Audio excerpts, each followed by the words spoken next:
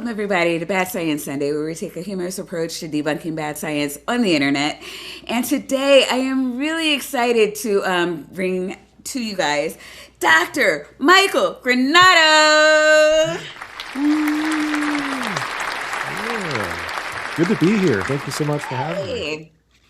I have Dr. Mike and Dr. Mike. That is, like, this, yes, first time, I believe. Because you go by Vandy because there's so many mics. There's so many mics. I was Yeah. like, is this the first time we've had another mic on the show? Like, that seems wrong. Uh, But no, it's not the first time you've been on here. The last time you were on here, we were talking about free will with Nicholas Suter, Yep. and Vandy was not here. Been a hot minute. And since then, you've gotten your PhD, right? You defended. I defended and I got the news this past Friday, actually, that the revisions that I submitted for the draft were accepted. So I think that officially it's not put in the library yet, but yeah. You're officially Dr. Mike. you're allowed to you're officially allowed to call yourself that.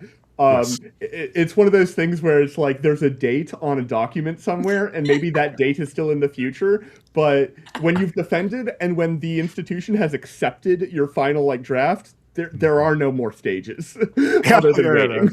Listen to this, Dr. Mike. He would know.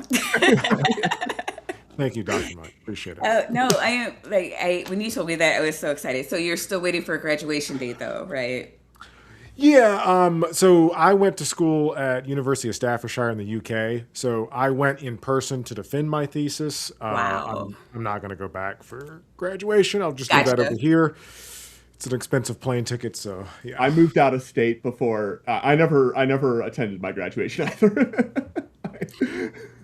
Yeah, no, I just have a lowly thesis, but mine was in the brick and mortar place was in Minnesota, and I'm like, I'm a single mom. It's just like, Yeah. I've been to so many graduations already. It's just, I have a piece of paper over there that says I did it. Like, everybody's happy. Right. But okay, so what's your degree in?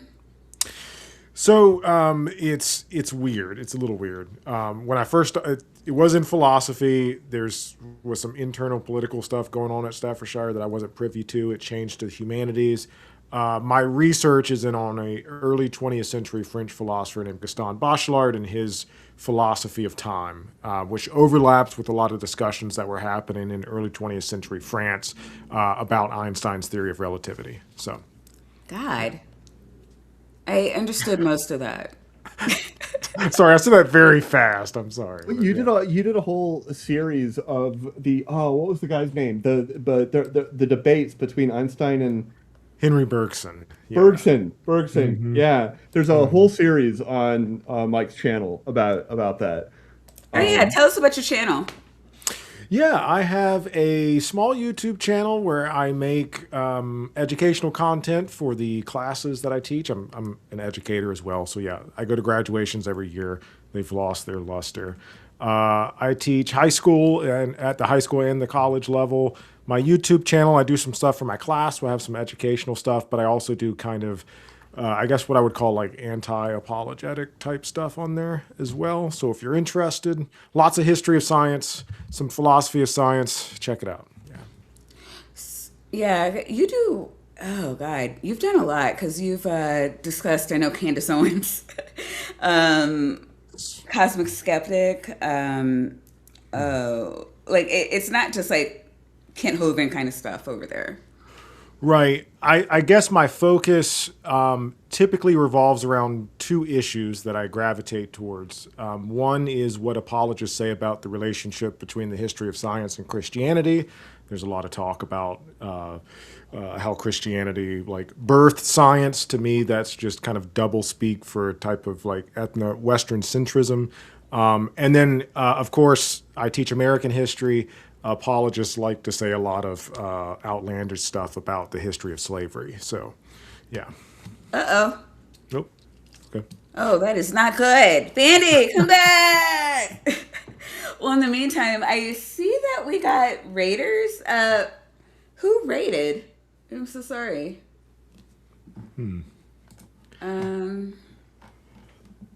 I saw before. I think maybe Ember Strain. Was it? Was Ember No, Strain? Ember was on Skeptic Haven. Oh, okay. And so they shouldn't be done. But I don't know. It could happen. Skeptic Haven, yeah.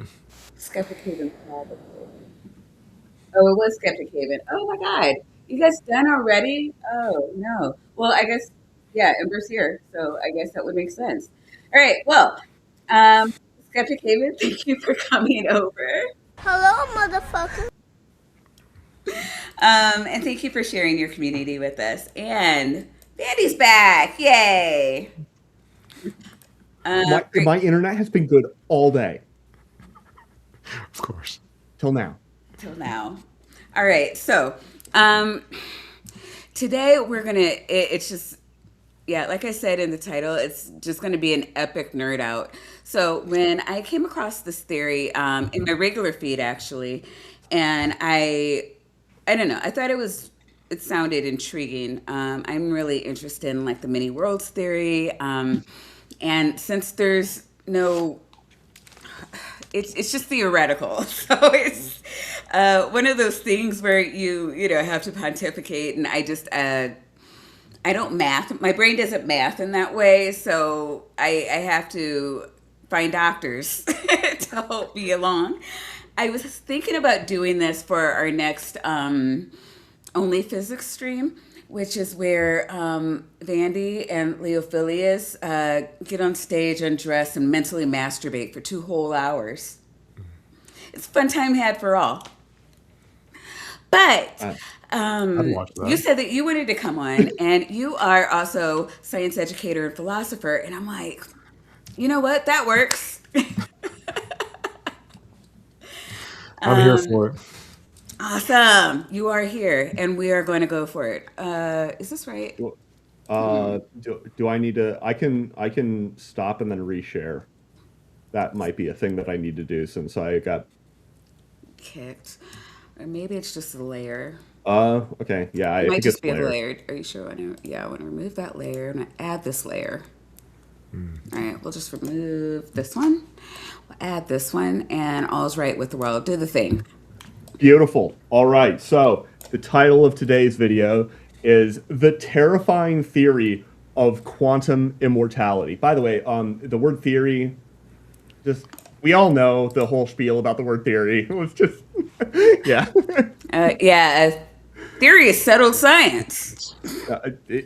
Indeed, this is not like this is an idea. This is a theory in the casual sense. Yeah, Thought experiment, really. I mean, it's a thought experiment, but everybody refers to it as a theory. But clearly the colloquial theory. What is the scientific consensus on many worlds? Like what?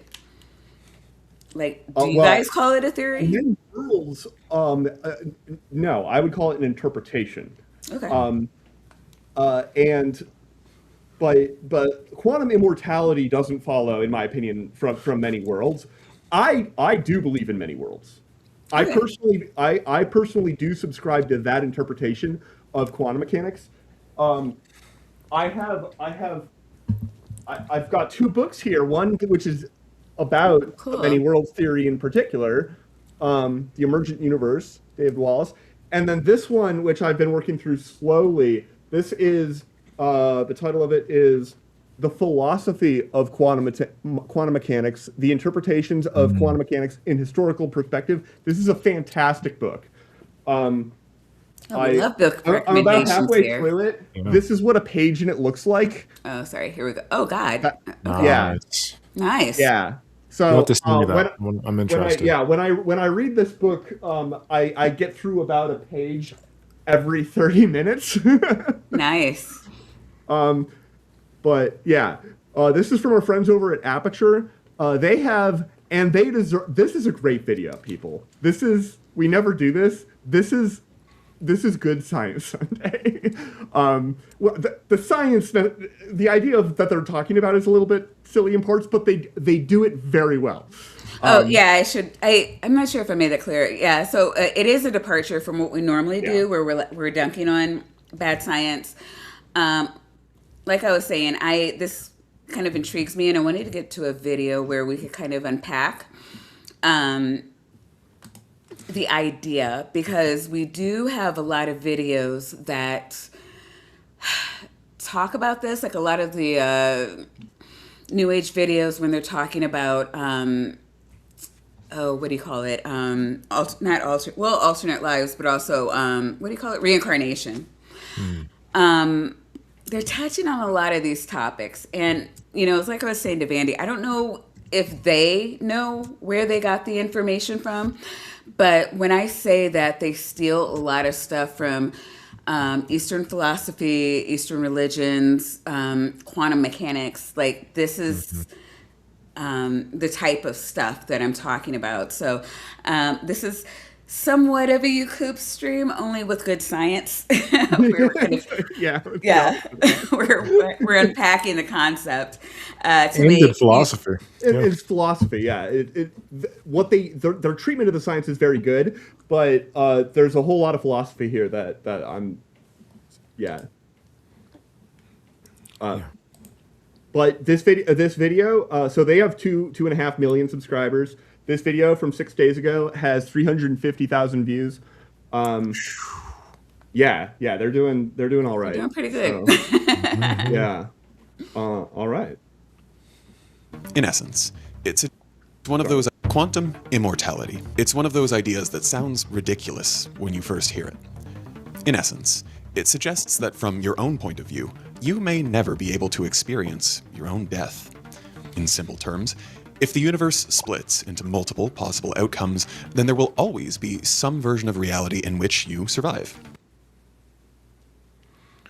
One, I got to give him credit for concisely describing, exactly what the video's about at the beginning. So, I think the premise is like kind of in the many worlds theory, which and I'm going to say I do agree with you that I don't know. Again, for my tiny little girl brain, it does, for me at least, it makes the most sense of like when people are trying to explain like the Big Bang and the energy, where the energy came from for the beginning of the universe, because everyone wants to know that. I'm not sure that outside of like quantum fluctuations or something? Quantum fluctuations. Fluctuations, yeah. Yeah. I mean, I don't know. Whenever people ask about it, that's usually what I hear people say. It's just like, they're just random and they happen. Yeah, I don't know that we're ever going to be able to answer that question. But if there were an answer, I don't know. I think like in my lifetime that many worlds might be the closest we come to like what came before the before, or before the beginning. That makes I see where you're coming from there, and that gives you, it answers the problem of what seems like sort of an arbitrary configuration of like why are these numbers that way is the sort of fine-tuning kind of version of the thing. And if you have many worlds, that kind of that problem solves itself. And a lot of people get hung up on, well, where did it come from? Which is crazy, because I think most Americans at least grow up believing that God didn't come from anywhere. And so when I, even as a Christian, trying to understand the concept of, energy is neither created nor destroyed, it was just like, oh, it was always here. Yeah, my brain did immediately go to like, how is that possible? And it's like, well, you already think that about God. So whatever you thought however you thought that happened, just put it over here instead. But I don't know. It's clearly something that theoretical scientists are pondering often as well. Yeah, and I will say, when I watch the first, like, I guess it's like 2 to 3 minutes of this video, it's a little, I don't know if I want to say like rage baity, but yeah. You got to keep the audience, right? Yeah, right up front. And listen, I get it. You want like an exciting title to get people in, and you want to hit them with like the weirdest thing possible towards the beginning. But like y'all sent me the video. I read it, The Terrifying Theory of Immortality. So that word theory immediately threw me off. And then I heard this, and I immediately started taking notes. But I want to say, nice. Yeah, I like him. No, I want to say, but he does get to the actual, like, my major notes that I took here. I was like, wow, there's No, a we'll lot use those because there is zero chance we're getting to the end of this video. Well, we might. I feel like we might skip a chunk here. Okay. And because there's But some I mean, summary also, of it. we have the two of you here so we can hear your thoughts. We don't, it's not a watch party. Yeah. Sure. Survive. And if your consciousness can only ever continue in branches where you're still alive, then That's a pretty big if. subjectively, you would never reach a moment where everything just ends. At first, all of this sounds ridiculous, like pure science fiction, a story about endless parallel worlds, alternate versions of you, and some strange loophole in It death would make itself. a great movie. Yeah. Definitely. I mean, everything, everywhere, all at once. I was just thinking that. I was Yeah. just thinking that. Yeah. I went and saw that with my mom. It was awesome. Yeah. It has made a great movie. Yeah, it will continue. This is not an idea that's going to go away. Like Right. I mean, alternate sort of universe ideas are going to be a trope that survives. Into the Spider-Verse as well. Another. Yeah. I haven't seen that. Okay. But yeah, no, that makes sense. I mean, actually, a lot of Marvel movies, even, was it Endgame? Yeah, I just retconning the death of half of the universe. Or Yeah. something. Well, I mean, it was a retcon. They took them from a different timeline where they were still conscious. I don't know. It's kind of a trippy idea, but I think, of the movies I've seen, Everything Everywhere All at Once probably embodied this concept the best. Yeah. Yeah. But people still take the idea seriously. Not because it offers a comforting promise.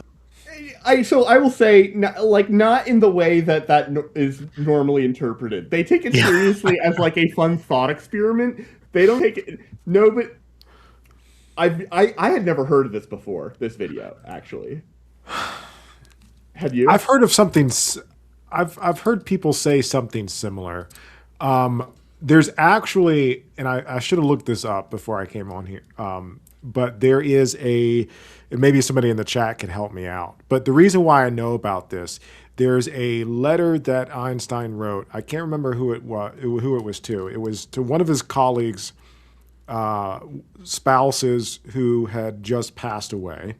In which, by the way, don't take like dealing with the grieving process from Einstein. Very smart man, but this is terrible. Something terrible to say to somebody who's grieving.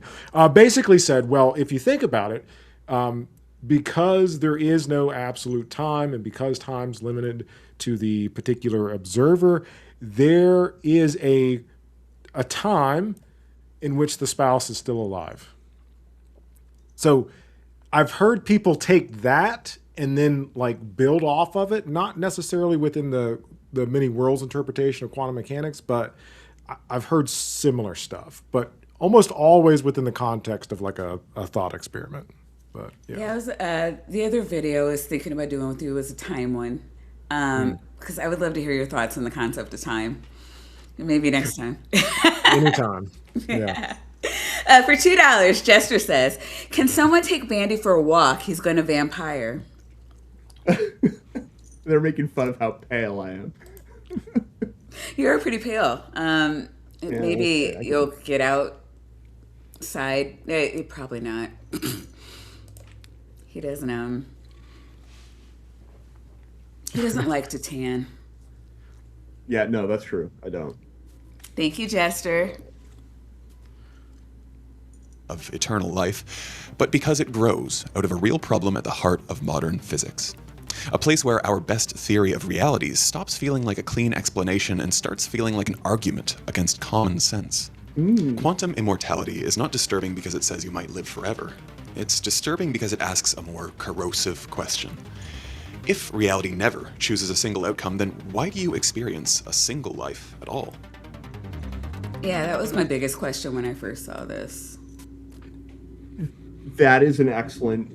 It's an excellent question. It's I mean, the because thing- ostensibly, you're living like this parallel life somewhere else. And it's like, is my conscious not in that? Is it? Like, why are all of the consciousnesses aware of, self-aware? And like, am I merging with one if if like I get into a car accident and this body in this timeline is no longer here? Am I merging with another consciousness? Like, it doesn't really talk about any of that, clearly. But, I mean, because it's physics. But still, it's weird.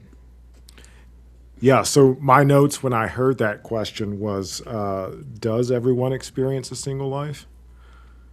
That's also a good question. Because some people don't. Life here in terms of some people don't identify with their continuity of temporal experience. Like some people don't look back at their past self, like their 5-year-old self, and recognize that as themselves.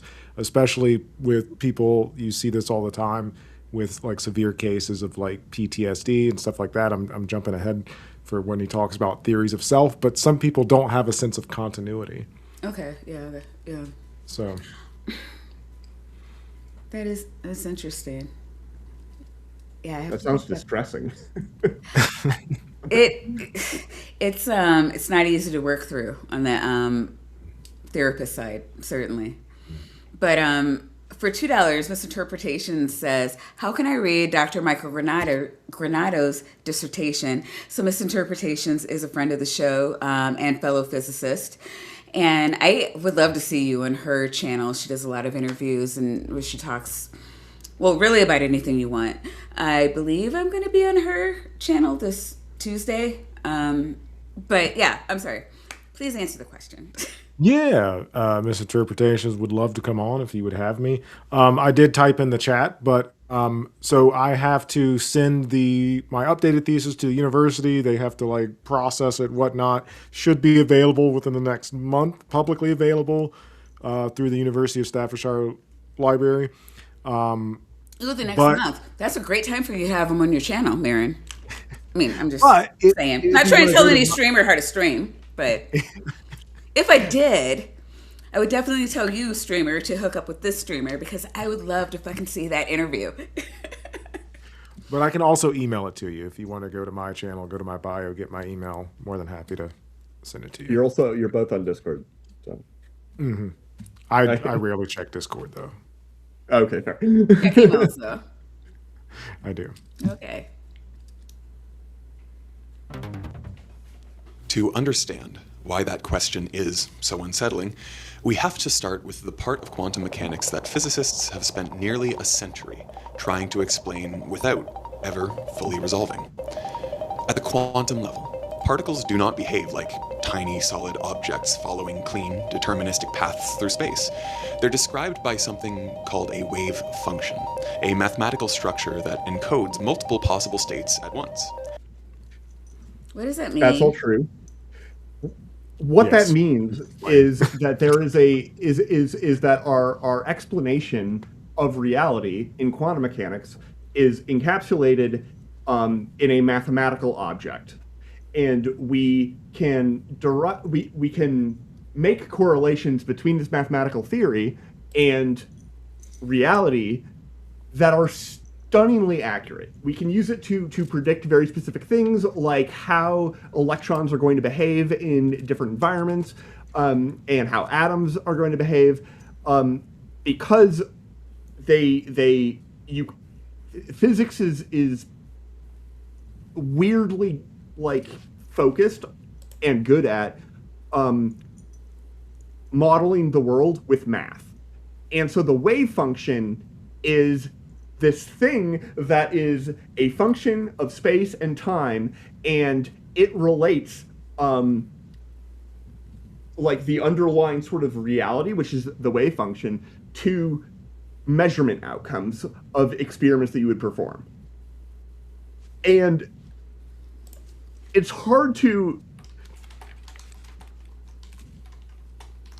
The wave function gives you the probability of what you would measure if you performed a measurement. A wave function that the wave function of an electron around a proton in a hydrogen atom is very like tightly bound up near the proton, and is essentially zero far away from it. But if you actually perform a measurement, it can only show up at one of those locations, and that is sort of the underlying crux of this problem that he's describing, is why, and shouldn't we see it show up in more locations? And the answer to that, I think, is emphatically no. Because real quick, the theory... Oh, yes. Sorry. I could also put them up at the top so they wouldn't be blocked as much by... Sure. Yeah. The theory never, ever predicts a situation in which you actually observe two things at once. It predicts this separation that it is really hard to take seriously, because it's unclear what it means, because the math doesn't always point cleanly to the physics, and it doesn't always point cleanly to underlying reality. Can you help me work through some of this? Because I'm glad we're having this conversation. I want to ask you some questions based off of that, because this is so like fascinating and interesting to me. Yeah. So you have the wave function, and I'm not sure if I'm going to get this jargon right, so correct me if I'm wrong. Feel free to rephrase it. Each part of the wave function, each term of the wave function, like refers to like a different, maybe like possibility. Is that okay? And then, so are all of these different possibilities? Could we say that they're like mathematically real? Would that be appropriate? Yes. In fact, so in the formalism, of quantum mechanics actually is simple. There's like 5 rules. To every system corresponds a Hilbert. I mean, you also have to know some of the lingo, but to every system corresponds a Hilbert space whose vectors, the state vectors, completely describe the states of the system. You have a space and you have possibilities, and by saying, okay, it could be this possibility, or this possibility, you describe everything. That's the first axiom. To every observable corresponds a uniquely self-adjoint operator operating on the Hilbert space. We've immediately gone mathematical here. But if the system is in a state, then the probability that is that the result of a measurement on that state is going to be represented by a particular outcome is given by the square of the amplitude of the wave function that corresponds to that particular outcome. That's the Born rule. But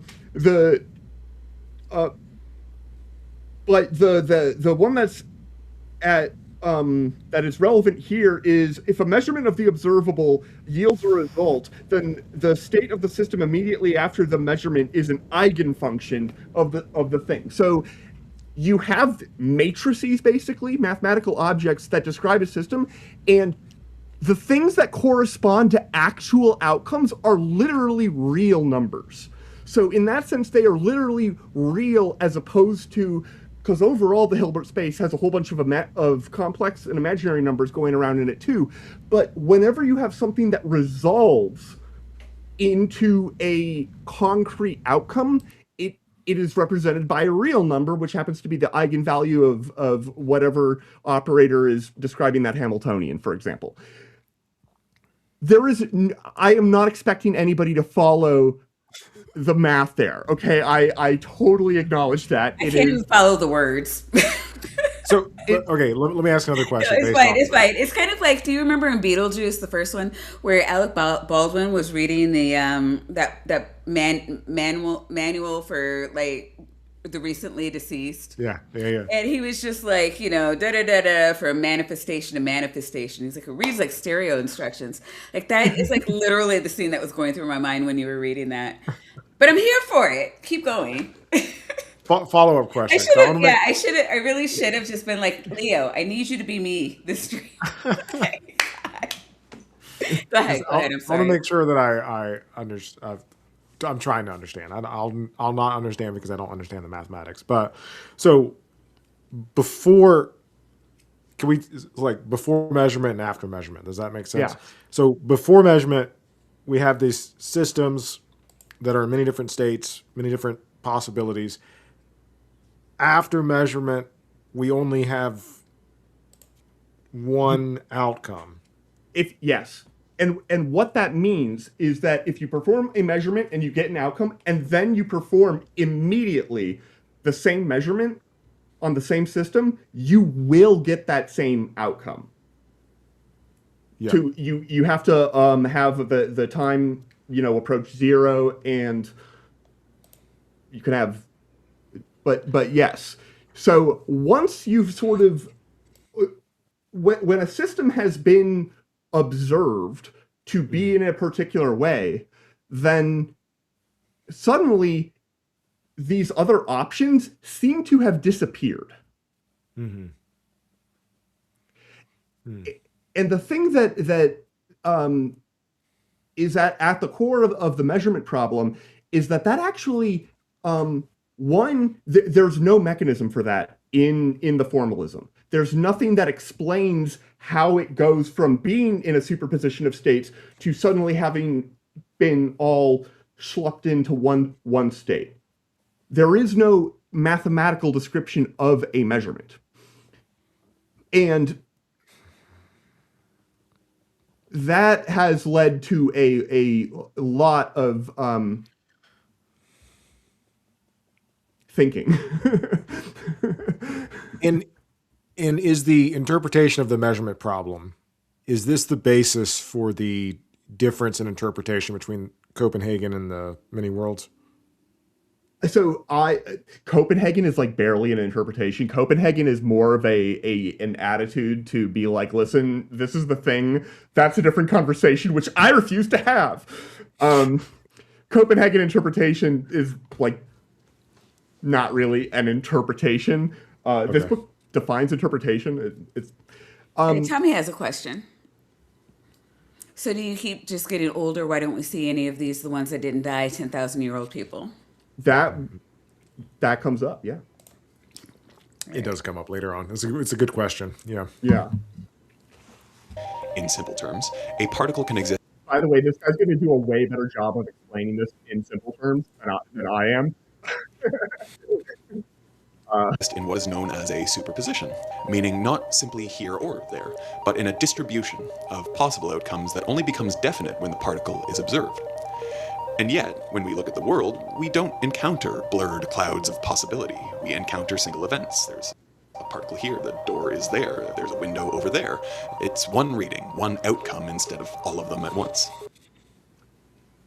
So another way of putting this would be the classic Schrödinger's cat experiment. Is why is it that when we open the box, why don't we see the cat alive and dead? Would be sort of the attitude. And this is like the biggest misconception about superposition, because that option is not one of the available options. Yeah, I heard Schrödinger, everybody says the cat is both alive and dead, but I heard that the actual interpretation of it is until you open the box, it is neither alive nor dead.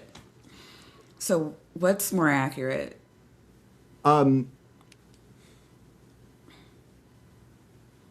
It's one of these things where I like to say that it's the answer to this either or question is yes. Gotcha. It's alive and dead, but not in the way that the language sort of naturally makes that sound. Like when you say that in words, you conjure up this idea in your mind that you're going to see a cat that is alive and dead, and that is going to be like your perception of it, and that like doesn't make sense. It's right. I mean, for me, it makes more sense that it's neither. I mean, maybe that's why I gravitated towards that definition, because it makes sense that until you open the box, it is neither alive nor dead, especially as we're talking about superpositions. That's better. It's much better. It's also, for the record, different physicists are going to have Right. different preferences for exactly how you word these things. Yeah. And, Because and it's an interpretation. It's not like a thing that could, the actual scenario isn't a thing that could actually happen. if you list a series of steps of how to prepare this system and then observe this cat and to do it with a whole bunch of them so you can get statistics. It's really key that you have to be able to gather statistics. Right. They're all going to agree on what the statistics are if you go through and it's simple enough that everybody can agree. But there is no you have the option that it's alive and you have the option that it's dead because it's ultimately being mapped onto the spin of a particle that's a legitimate two-state system. There is no option where it's alive and dead. It's just that you have these different components of this mathematical object called the wave function, and those components of the wave function are evolving according to the Schrödinger equation. And what that means is the whole argument that and like subject of what we're talking about. But the math is fairly unambiguous. The math is unambiguous in what in its mathiness. It's not unambiguous in its meaning. I love that Grayson showed up for this conversation. This is so him. But I'm glad to see everybody in the chat, 100%. Yeah. Especially Leo and Daryl Frost. Hoping to see an the epic point- fight in the comment section. Well, the point that I'll be Daryl Frost- disappointed if there's not one, actually. Yeah. He made a point about it being in different worlds, and I don't know if he was endorsing that or critiquing that, but that's like a way of putting it that we'll get there. Leo says your explanation isn't good enough. Well, did we expect anything else from Leo? Mathematics and the world as it appears, infinite possibilities seem to harden into singular fact. That's the measurement problem. And it's not some minor technical issue hidden in the machinery. It is the point where the most accurate theory in the history of science becomes strangely silent about what reality is actually doing. For decades. I think that is a fair way of putting it. We have this math. We know what the math says. Everybody agrees on what you should write down on the paper. We don't know what that means seems unclear beyond certain trivialities. The most widely taught response to this problem was the Copenhagen interpretation. In its broadest form, it says that the wave function evolves as a spread of possibilities until an observation or measurement takes place, at which point it collapses into one actual state. That's not actually like an answer. That's just describing the thing we've been talking about this whole time. And that's it, by the way. And that's all there is to this interpretation. It just says, yeah, this happens. But with the Copenhagen, when it collapses into one measurement, one outcome, does it say anything about the... Is that me? Oh, sorry. No, there's a Amber Alert in my area. Oh, how horrible. You've been on screen the whole time. You're good. That's right. Got an alibi. What was I saying? So does Copenhagen interpretation, does it say anything about the, to use philosophical jargon, the ontology of quantum mechanics? Or is it, because I know Bohr didn't really like to talk about like what quantum mechanics was saying about like the nature of reality. And this might be off on a little tangent, but from what little bit I've read, he seemed more so like a Kantian in the sense that we couldn't know what reality quantum mechanics was describing. We can only have these descriptions of it. Is that where the Copenhagen interpretation is going? It's not going anywhere. Okay. The thing about like the Copenhagen interpretation is it really isn't it is just saying, listen, this is an answer that works and the other questions you're asking aren't physics or something, and kind of not addressing them. It's not putting it into a framework. And to the extent that it is putting it into a framework, it's saying that you legitimately do have a collapse. That legitimately these other possibilities, the other parts of the wave function, whether your particle could be spinning this way or spinning the other way, just when there is a measurement and it's silence on what that is, it all gets schlupped into whichever option shows up. And that is technically a violation of the Schrödinger equation and how probability amplitudes evolve over time. It is a violation of this concept called unitarity. And we don't have any evidence for that. What it really is, though, it's really more of a shut up and calculate kind of attitude. And this is something that really poisoned, I think, physics for decades. Was a pervasive political. If you were the kind of person who was really interested in these sort of foundational, almost like philosophical questions,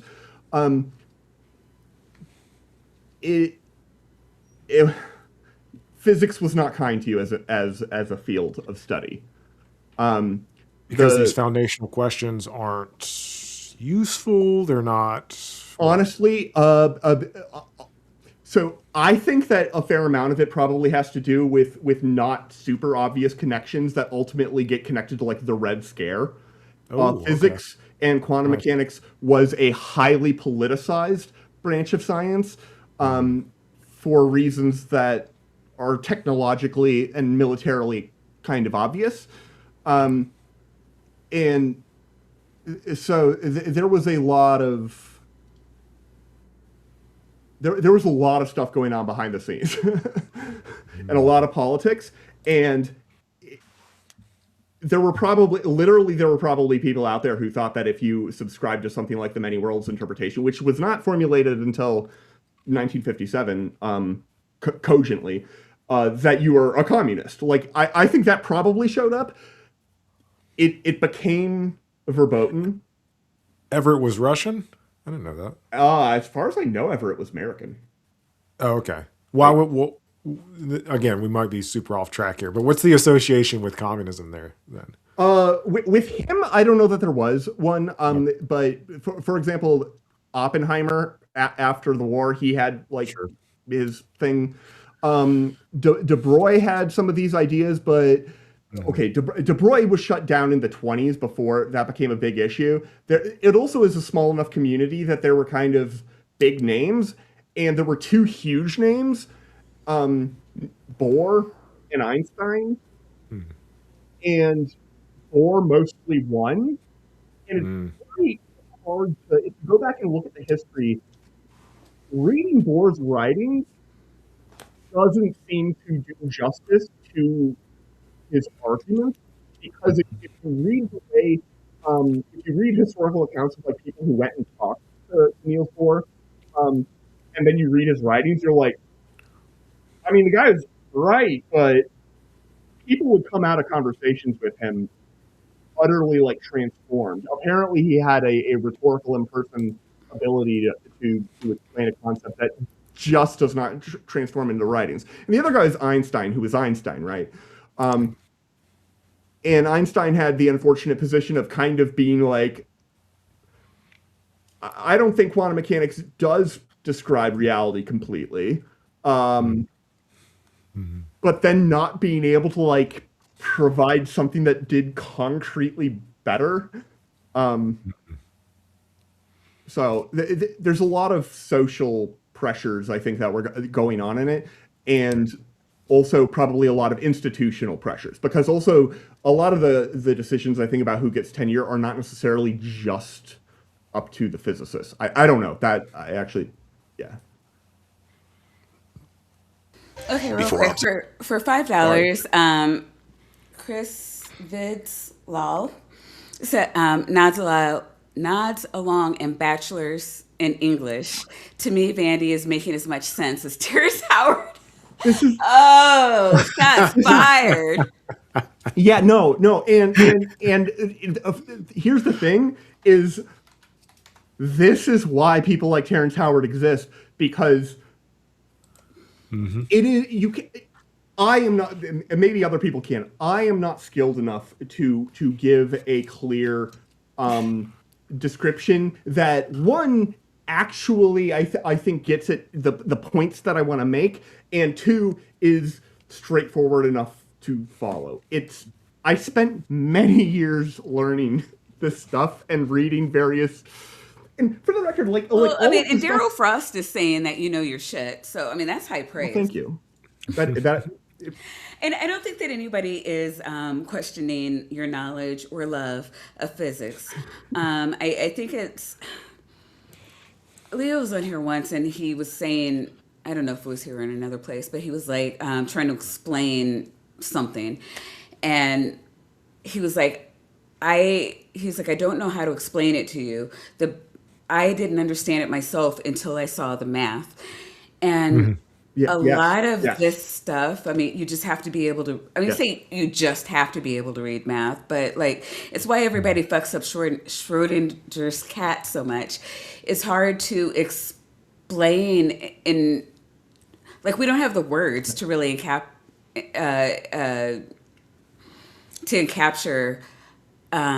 the ideas that are going on outside of our world. Our words are just describing the world around us, and science doesn't always do that. Yeah. I think that's definitely one of the problems, and I think that's definitely one of the reasons why use of like quantum jargon and ideas derived from these mathematical descriptions are so susceptible to, like, Maya, what you were talking about before we started, like the woo trends and misinterpretations, because I kind of view it as like a translation issue. We have physicists speaking one language, which is the language of mathematics, and they then have to transfer that into the English language or whatever language. And there's not only that, but the mathematical descriptions that they're trying to describe, especially in the case of quantum mechanics, are fundamentally at odds with what most people would call, like, quote unquote common sense. Yes. Our common everyday understandings of Right. reality. So it's a double problem. It is, because our brains want to make sense out of things. Like they just that's something they naturally do, and so it's really easy to gravitate towards grifters or just even well-meaning people who misunderstand the science, because they're going to do it in a way that's more intuitive than the way things actually work. And our brains do not like things that don't make sense. So, which is, another reason why it's so easy for grifters to grift. You just, really have to be dedicated to understanding facts to be able to get a lot of this stuff. Yeah. There are some people in the history of physics who have been exceptionally skilled at explaining things, and some people who are remembered as exceptionally skilled and were like pretty skilled, but not as skilled as people remember them. Feynman being a notable example. You kind of have to listen to him a few times, but better than I am. But you need to know the math. Yeah. I don't read math, but I have a Vandy, and he can. I don't know. Like I think it's better when we're like right now. I'm trying to run a show, but like when I ask you stuff, like you're really great at working with me so that you can dumb it down to a level I understand. Well, you're very smart, so I don't. Yeah, that helps. The Chester is very generous, and for $2, he says, "To be or not to be." That is the catception, maybe. Thank you, Chester. We appreciate you all the time. The thing about the woo community is that they never describe what operator their calculating an eigenvalue for it. That's the problem with the Woo community. Observation, So, multiple I mean, outcomes if you have to dumb it down to just one problem with the right? remain alive within the formalism. After observation, only one remains real to us. This story is neat, it's teachable, and most importantly, it appears to match experience. But inside that apparent simplicity is a deep and unresolved instability. The mathematics themselves do not clearly specify what counts as a measurement. It doesn't tell us exactly where the line sits between the quantum system and the classical observer. It doesn't explain why a detector should count as sufficient, or whether a conscious mind is somehow necessary, or when precisely a possibility becomes an event. All of that is it doesn't. You have to get all of that through the lens of an interpretation. And if you're like this guy who wrote this book, then you spent months and years interviewing people and like thinking about it very deeply. And that's very hard. And most of the time you just care about knowing and predicting. As a physicist, you care about knowing and predicting how many clicks should my detector get. Not the reason why is my detector measuring anything at all, but like how many clicks can it get because I'm trying to measure this effect, and this effect like I have a hypothesis and I have a model. But to some people that is very distressing. The theory predicts astonishingly well, but the explanation attached to it has always felt questionable. In 1957, Hugh Everett III proposed an answer that was radical precisely because it refused to add anything new. Instead of modifying the equations, he took them more seriously than anyone else wanted to. I love that is how he introduced the Everett interpretation, the many worlds interpretation, because that is how I like to present it. That's how Sean Carroll likes to present it. Many worlds is quantum mechanics taken seriously.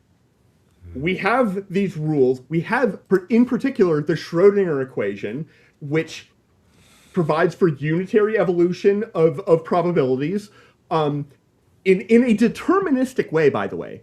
The actual evolution of the wave function under the Schrödinger equation, that is totally deterministic. If you know all of the different pieces. It's only this measurement issue that's non-deterministic, it seems. But Everett said, well, I mean, the wave function is evolving. It's got these two branches. Why are we still talking about this? It's got two branches. It was His suggestion funny. was- Holly says quantum mechanics taken seriously for bingo. Yep.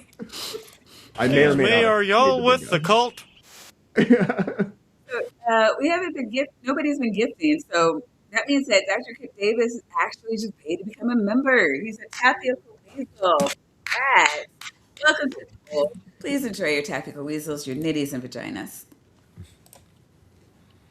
Simple in form, but devastating in its implication. The wave function doesn't collapse. Ever. The equations of quantum mechanics already describe reality completely, and if those equations continue evolving into multiple outcomes, then perhaps the mistake is not in the mathematics. Perhaps the mistake is in our refusal to believe that all of those outcomes are real and that they exist. Yeah. The equations never say that the alternative of flipping a coin, it never provides any mechanism for the alternate outcome to have zero probability. So that means it happened. But why don't we see it?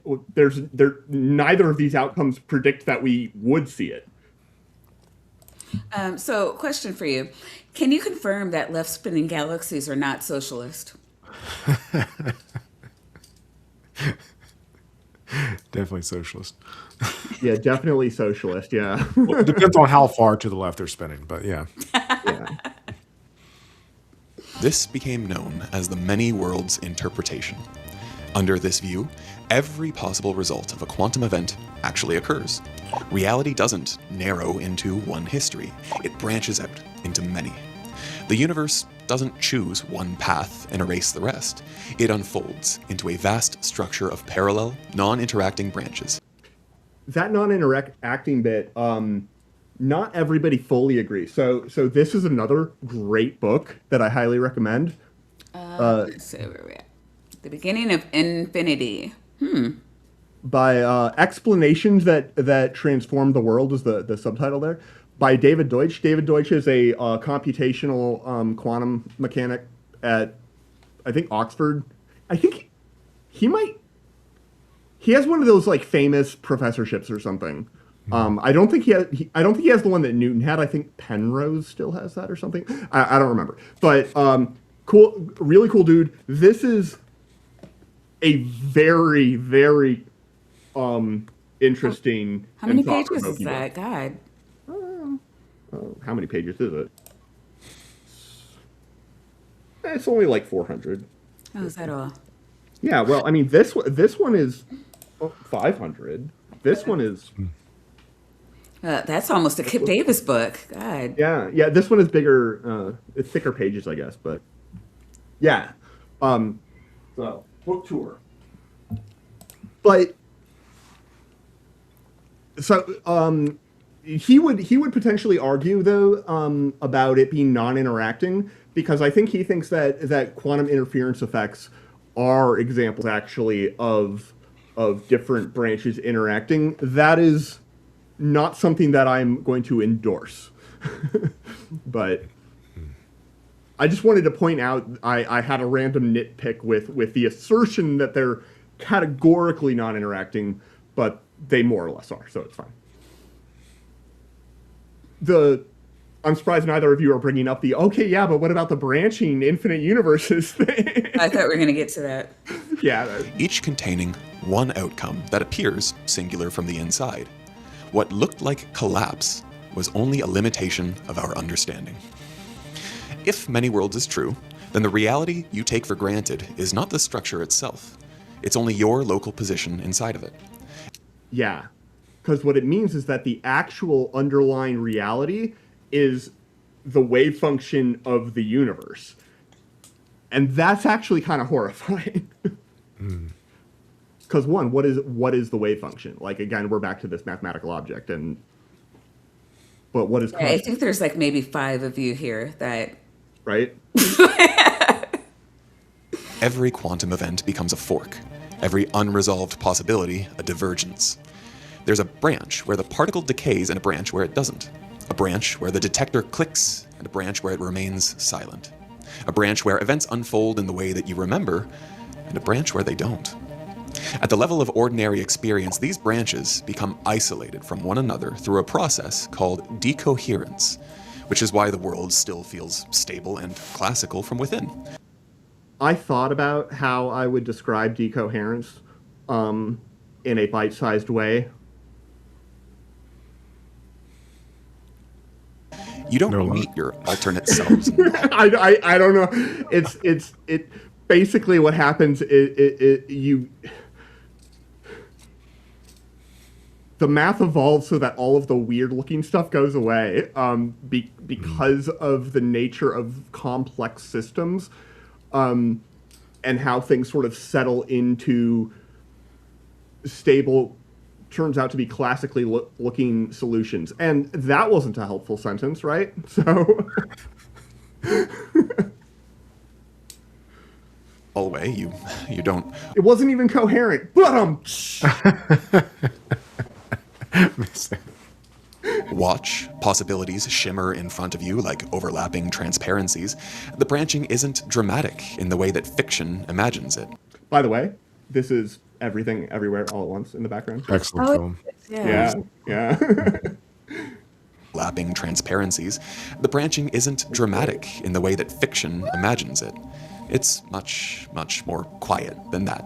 More mechanical and yet more absolute. And this I is don't know the what he means point by that. where the theory stops sounding abstract and starts becoming a lot more personal. Because once you accept that every outcome happens somewhere, a disturbing asymmetry emerges between the world as described from the outside and the world as experienced from the inside. Oh man, you picked up your notebook. Well, we're about to get into the philosophy stuff. Yeah. Oh yeah. Okay, hidden yeah, 'cause I'm inside like, that I don't know. stuff. That sounded like an if statement, and I was just like, I kind of wish, because like, it's like if is doing a lot of work there. It's like once you accept that, Yeah. yeah, it's like, it's doing a lot of work. There's a lot of things. There's a lot of things that are doing a lot of work, and they're about to do a lot more because he's about to actually like get back into the quantum immortality. Symmetry is this. Which is why I'm not like, because trust me, Right. every Yeah. sentence. Seed Oh, of yeah, quantum yeah. No, yeah, because I said that to you when I sent it, and so I was like, we're not getting 40 minutes into any video ever, but I don't know. We're getting back into the philosophy, which is Yeah. Mike's field, so let's go there. Mortality. Yeah. This right here, they just concluded basically the intro, and I gotta say that this treatment of this topic, Yeah, no complaint. I would give it an A. like it was good. And now we're gonna get demonetized. So yeah.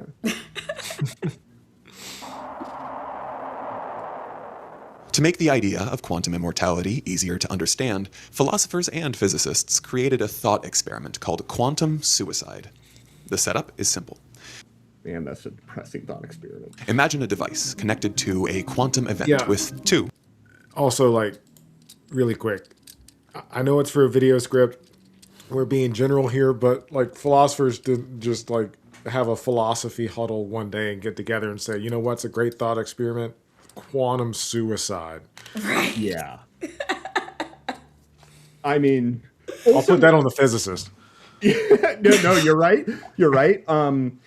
Also, what he's describing right now is basically Schrödinger's cat, except if you're the cat, which is a right, like, yeah. that is a completely valid way to start this conversation, I think.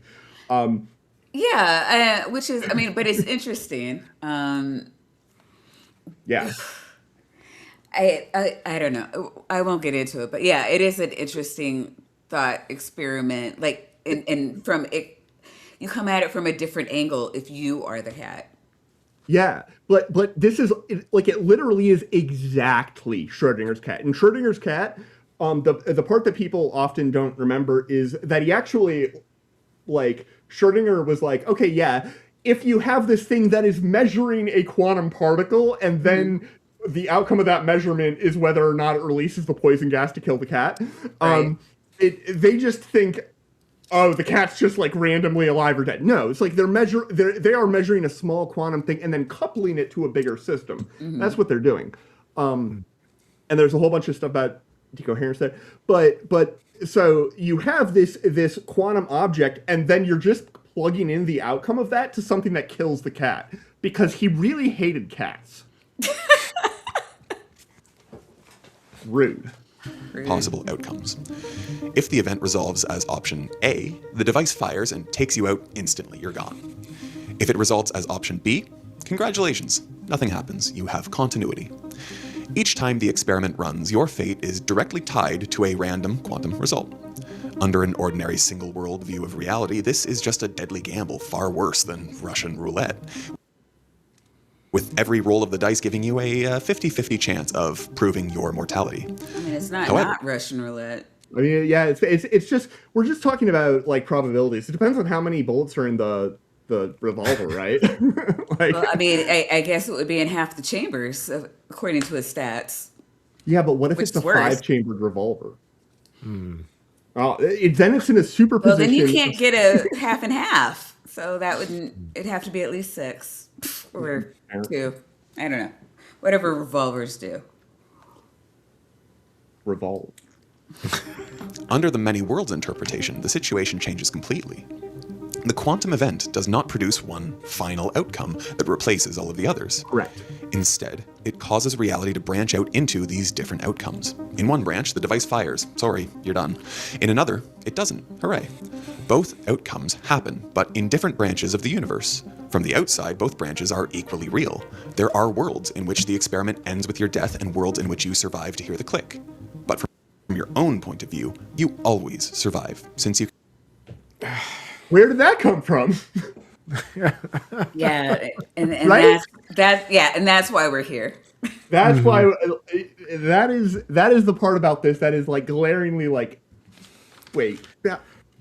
Well, and the other part of it is, and not to sound like a stereotypical philosopher, but you really have to define all of these words that you're using. Because like branches out into like all of these different realities. Hold on a second. What is that? What do you mean by that? What do you mean by that? And in the other realities you die, back up. Like we need to start from the very beginning and like slowly work our way through. And there's a lot of implications about consciousness, and there's a lot of implications about self that he's going to get to. But the framing, the framing of these statements, and I think it would have made me feel a lot better if he started off with saying like, "Hey, this is a thought experiment. Let's play with these words a little bit." But in how it's being stated, it reminds me. There's a philosopher named Wittgenstein that said all problems in philosophy are the result of language, misunderstanding of language, and you're creating so much misunderstanding right now. At least for me, I was like, okay. Yeah, anyway. He did say that it was the thought experiment, and the section of this video, the chapter, is literally titled His thought experiment. Yes. Oh, okay. I didn't catch that. I didn't even see that. Yeah. But I mean, like I get so many other science videos. It's rage baiting. I think a lot of the videos that we go over, they'll be like, well, physicists think, and then you move over into this thing where it's like, this is real. And I understand it makes for a more engaging video, but if you're a science enthusiast that isn't classically trained in like any field of science, it can, I agree, it can get a little muddled. Yeah. You can only ever be conscious in the branches where you are still alive to experience anything at all. The branches in which you die are still very real, but because they contain no continuing awareness, there's no observer left behind to register the result. If every lethal quantum event creates at least one branch in which you survive, and if your consciousness can only ever continue along the branches where it remains conscious, then subjectively you would never experience the moment of your own death from the... So, go ahead. I mean, you wouldn't experience it, or you wouldn't remember it once you move to a different life. I mean, I don't... The example that I gave before the show was you don't experience falling asleep. That's a little less categorical because you are still conscious on some level when you transition into sleep. Mm-hmm. But it's like you don't experience succumbing to general anesthesia. Okay, might be a better one. It's better, yeah. Because like if you do that properly, there are very few lights on. So yeah. Yeah. I mean, you definitely experiencing transitioning to sleep more than anesthesia. God, it gets me every time. It's this weird discontinuous thing. Like where it's just like you're counting backwards, and it's just like I'm gonna get to 1 and nothing's gonna happen. And then I think the most of, like, they always want me to count backwards from 100, and I've never gotten past 92. Mm-hmm. And then I wake up, and I'm like, what was that? There's no, like, I swear drift. to God, I'm pretty sure I wake up and I keep counting. But yeah, and so I'm like wondering, I don't know. For me, in my head, it's just like, okay, we're talking about a conscious experience. Like, I understand that in your head. I don't know. I mean, I need to know more about what they're proposing, because it feels like you would experience everything until the point that your brain stops functioning, and then you would drift over to something else, but you would lose the memories up until the part that changes. Like Yeah. that's what I'm thinking in my head. So it's not like so it's not that you never experienced the point of death. You just you wouldn't remember it from your new conscious, because you transferred into a conscious body that didn't experience that. They're really papering over right now the whole "you transferred" thing. They're just sort of Right, asserting yeah, and that that's what then I'm saying. papering over it. That's the point. That's what I need. I need to know, Yeah. okay, what Yeah. does that look like? Because Yeah. that's the part that I keep going towards, and I don't that he's not really. Sorry, go ahead. No. I was going to say I'm 100% right there with you, Maya. And he does start to talk about this a little bit towards the end of the video. And, I want to be clear. Like, I'm not saying that I think he did a really good job with this. One of the things, because he goes on in after this next section to talk about why this is problematic because of the theory of self that it assumes, which I was very happy with. What I would like to have seen him do was also talk about the theory of consciousness that this assumes. That's something that he didn't mention or go into, primarily because this thought experiment hinges on a kind of dualism with respect to consciousness, that consciousness is somehow separate and distinct from the body, where we get this switching of consciousness from one timeline to the next. And that implies something that wasn't there in the description of quantum mechanics that he gave. But he, unlike the self, which he goes on to dissect and explain, he doesn't do the same thing with consciousness. That would be my only piece of actual feedback, other than going along with the thought experiment and saying oh, what if. That's what I wanted to see. And I mean, it's kind of like what I don't know if you were in the backstage when Vandy and I were talking about it. It's like, well, there's the physicist part of this, and then there's the part that he's possibly not talking about that would go into maybe psychology or neuroscience. Yeah. And maybe that's where we're getting hung up on, because I don't know that that's something that physics would address.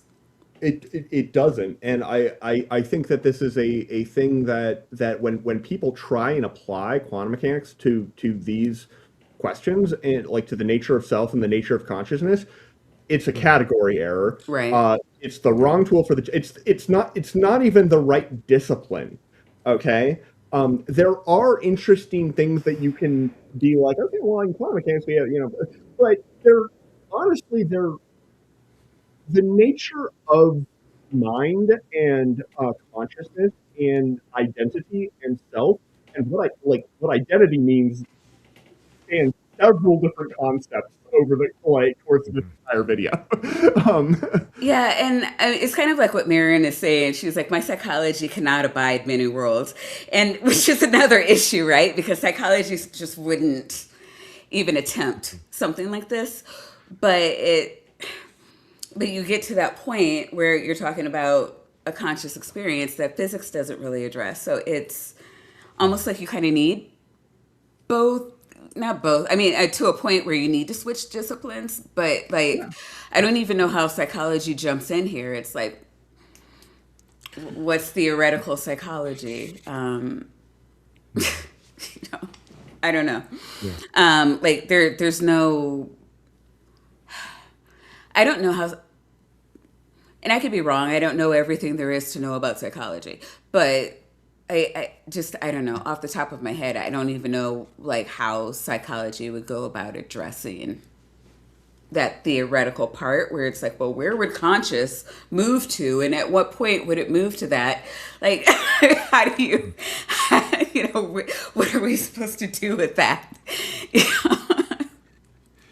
The part of the connection that I've seen, and he doesn't do this in this video, but I've seen this come up, especially by people like Deepak Chopra, for example, where you always have this, like an attempt to tie consciousness with quantum mechanics. And the general impression that I get is because we have this sort of like, to use a technical philosophical word, like fuzziness with quantum mechanics, or because we have like this indeterminacy with quantum mechanics, that we have a similar sort of fuzziness when it comes to consciousness, because a lot of people are hesitant to reduce consciousness just to physical phenomenon. So we get like proposals like dualism and panpsychism, and in an attempt to justify these positions, and again, this video is not doing that, but we get this idea, well, because we have this highly probabilistic world of quantum mechanics, and because we have this indeterminate world of quantum mechanics, why can't we have a similar thing when we talk about like the nature and structure of consciousness? Anyway, I say all that to say that the sort of consciousness that's assumed for this thought experiment is a type of consciousness that is not limited to or dependent to the human brain, which is a bold assumption. Okay, is that what you mean by dualism? Yes. That the dualism is there is a sort of conscious realm and then a physical and non-physical sort of dualism.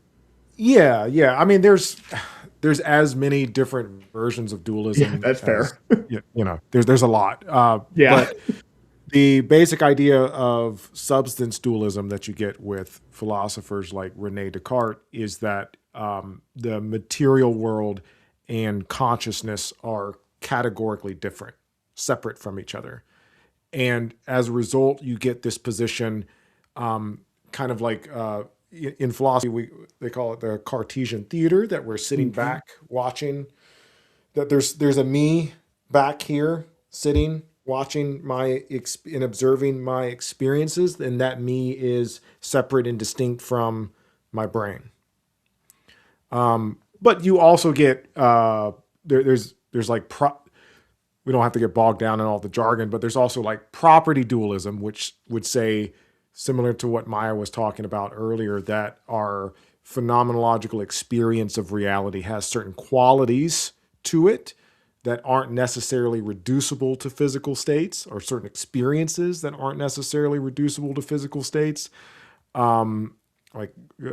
Color might be a good example. Like our sensory experiences relate to the physical world, yes, but there are certain things that we experience that aren't like one-on-one correlation. But what this thought experiment is implying is a form of substance dualism, that consciousness is separate, distinct from material reality, if that makes sense. Yeah.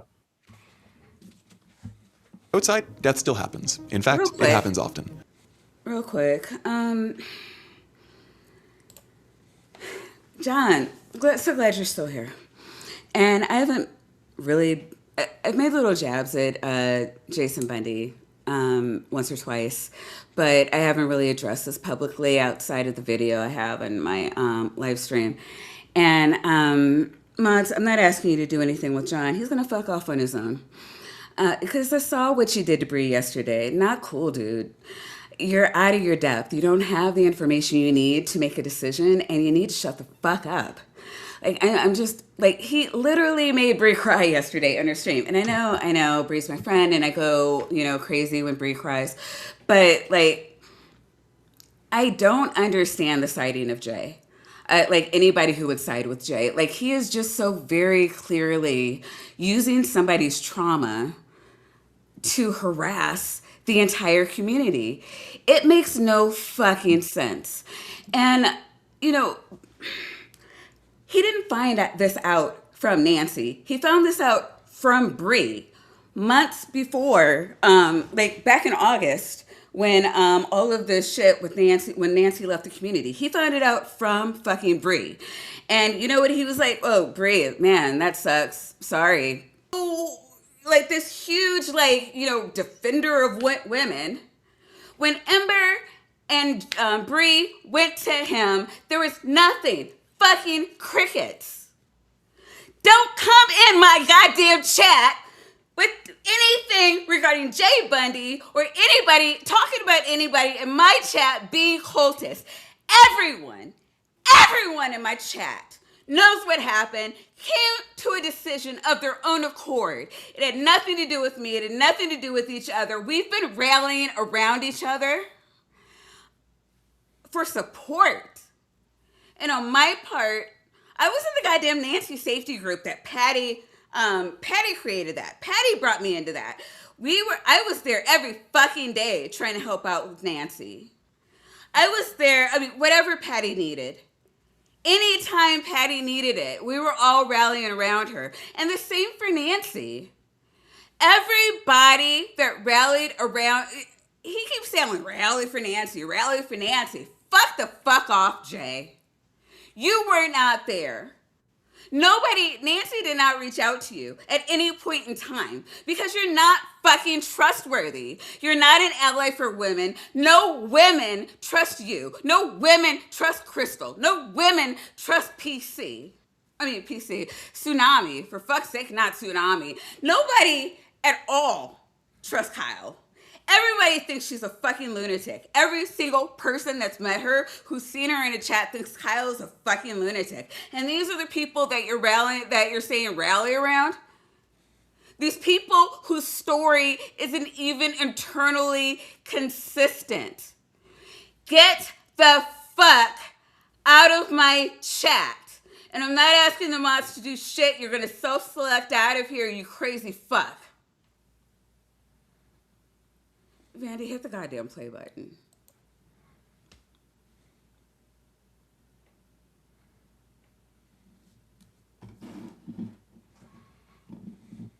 I think Vandy froze. Oh, he did. Well, that's not cool. Vandy unfreeze. Come back, Vandy. It's great still, though. It is. He looks like he was still there. God, Bring me back. I'm so sorry. My ear cut out at the worst possible time. No, that was It made perfect. me look like I'm just gonna leave her high and dry. And I pressed play, and then I noticed that Discord went dark, and I was like, no, not right now. Why? Excellent timing. No, perfect. It's the best thing your internet has ever done. Oh my god. I was getting on my phone. I'm starting to sweat over here. I was like, whew. God. All right. I did press play, and then I realized that everything stopped, so I have to go back like this many seconds. Still fall, tragedy strikes. But your own perspective appears to be dragged again and again into the improbable branch where the story continues. How? And this is what turns quantum immortality from a comforting idea about eternal life into something a lot darker. This is the first major distortion people miss when they hear the phrase. They imagine immortality as indefinite youth, or at least indefinite coherence, a body with a unified consciousness that goes on functioning forever. But the logic of the theory... Honestly, that itself doesn't necessarily sound great, okay? Because I know how black holes work. So, well, not really, but I know enough to be scared of that idea. It doesn't care about comfort, dignity, health, or even your own identity. It only cares, if that is frankly even the right word, that some strand of awareness remains available. Just enough consciousness to preserve a point of view, an observer. Just enough... Sorry, the quantity of terms that are going undefined must be distressing. Yeah. Limited context for the video, and you got to make things like these like understandable, but there are there are some really cool ideas of self that he didn't touch upon and get into that I think would be interesting to put into this thought experiment, because essentially what he's describing is very, very similar to what Hindu philosophers back in the day, like 2,000 years ago, were wanting to describe when they talked about the idea of Atman as the kind of like universal self that passes through life. Very similar picture, which could have been like a cool historical reference, but you know. Well, you should make a video about it on your channel. I'd have to read back up on Hinduism, but yeah. Story of my life. Well, I'm not Hinduism, mostly like, Yeah. but yeah. Why are you not playing? Neural function for experience not to collapse entirely into nothing. And that threshold, as it turns out, may be horrifyingly low. You don't need to be whole as a person to count as continuous. You don't even need to be well physically or mentally. You may only need to still be there. And that's where the fantasy curdles. Because once survival is stripped of its wholeness, it stops looking like a gift and starts looking like an everlasting prison cell. So, like if you die and you don't have a ritual on hand to like keep your soul intact, you just end up floating as a disembodied spirit in the forests of Albania. I think the idea here. So quantum mechanics is our Horcrux. Yeah. This is why some philosophers describe the end point not as immortality, but as a kind of ghostliness. Not supernatural in the way that we often think of it, but probabilistic ghostliness, a condition in which you are... Probabilistic ghostliness. Yeah, I haven't heard a philosopher describe that, but you know, always cite your sources. It also sounds very similar to like the Greek notion of the afterlife. Like I'm thinking of like it wasn't a kill. My Greek history is horrible. Who visits the underworld? Odysseus. Does Odysseus visit Achilles in the underworld? I could have gotten that wrong. Sounds like the Greek underworld. Somebody knows better than me. I was there last week. Existence becomes mathematically marginal, suspended in the far outskirts of what should still be happening. If the body deteriorates, then consciousness may not continue as a clear, uninterrupted stream. It could fragment, it might stutter, it might even thin into discontinuous flashes. I feel like this guy never sleeps. Because, like, honestly, I gotta say, like I don't sleep. It's not totally like discontinuous. Already we mentioned that, you know, like anesthesia is a better example of that, but it is something, right? Like it's. Like, what do you mean, like a state of? I mean, sleep is a state of unconsciousness, yeah. But you don't like sitting here. You don't have continuous memories going back. No, Right. That's not the way the brain works. Yeah, and like sleep isn't even the only cause for that. Even if you did never sleep, that's still true because you forget shit, right? Like, No, I mean, it kind of reminds me of like I don't know if anybody still watches Rick and Morty, but I guess I don't know if it was the last finale or whatever, but like there was a memory Rick got into Beth's brain and started like fucking with her memories so that she knew how to unlock the memories of her mother so that memory Rick and memory mom could be together. And it caused Beth a bunch of like issues and she didn't know what was real and what wasn't. Oh, because memory Beth awoke to the fact that she was a memory. And so then she started telling me other memories like, we're not real. And so Beth didn't understand what was real and what wasn't. And then, so, you know, she tried to Thelma and Louise herself, which was subverted by Space Beth and Morty. Yeah, this whole thing. I'm sorry. For anybody who hasn't seen it, I'm going to stop. Yeah. But it was the whole thing. Like the premise of it was like memory Rick subverting her actual memories and inserting himself into actual memories and going back to certain time periods where he would fit. And I'm like, he doesn't fit anywhere. Yeah, but like it's really hard. Like even if you could hijack a brain like that, like I liked Inception because it was more with dreams, which even though dreams are mostly fragments, like the ones we remember are usually like this whole storyboard. Yeah. But when people are like, I don't remember most of my dreams, you're assuming you dream every night, and most of our dreams are just, to our knowledge, are just fragments. So it wouldn't necessarily work like that. But Inception would be more realistic than like this whole like thing where I can go in and insert whole memories just because like, or I'm sorry, insert myself into your whole memories because we just don't remember things like that. Like it's not, people like to believe that memories are like these recordings and that, you know, you could sit down with a psychologist or hypnotist and unlock, you know, these childhood traumas. And I mean, maybe I'm not going to say there's not repressed memories, but like the way we encode memories, they're again like pieces, they're fragments. And even when we're pulling memories from our mind to the front, we're adding things to them. So it's not exactly, it'd be really rare to see somebody, you know, from years before just pull a memory out, you know, and it was exactly what happened.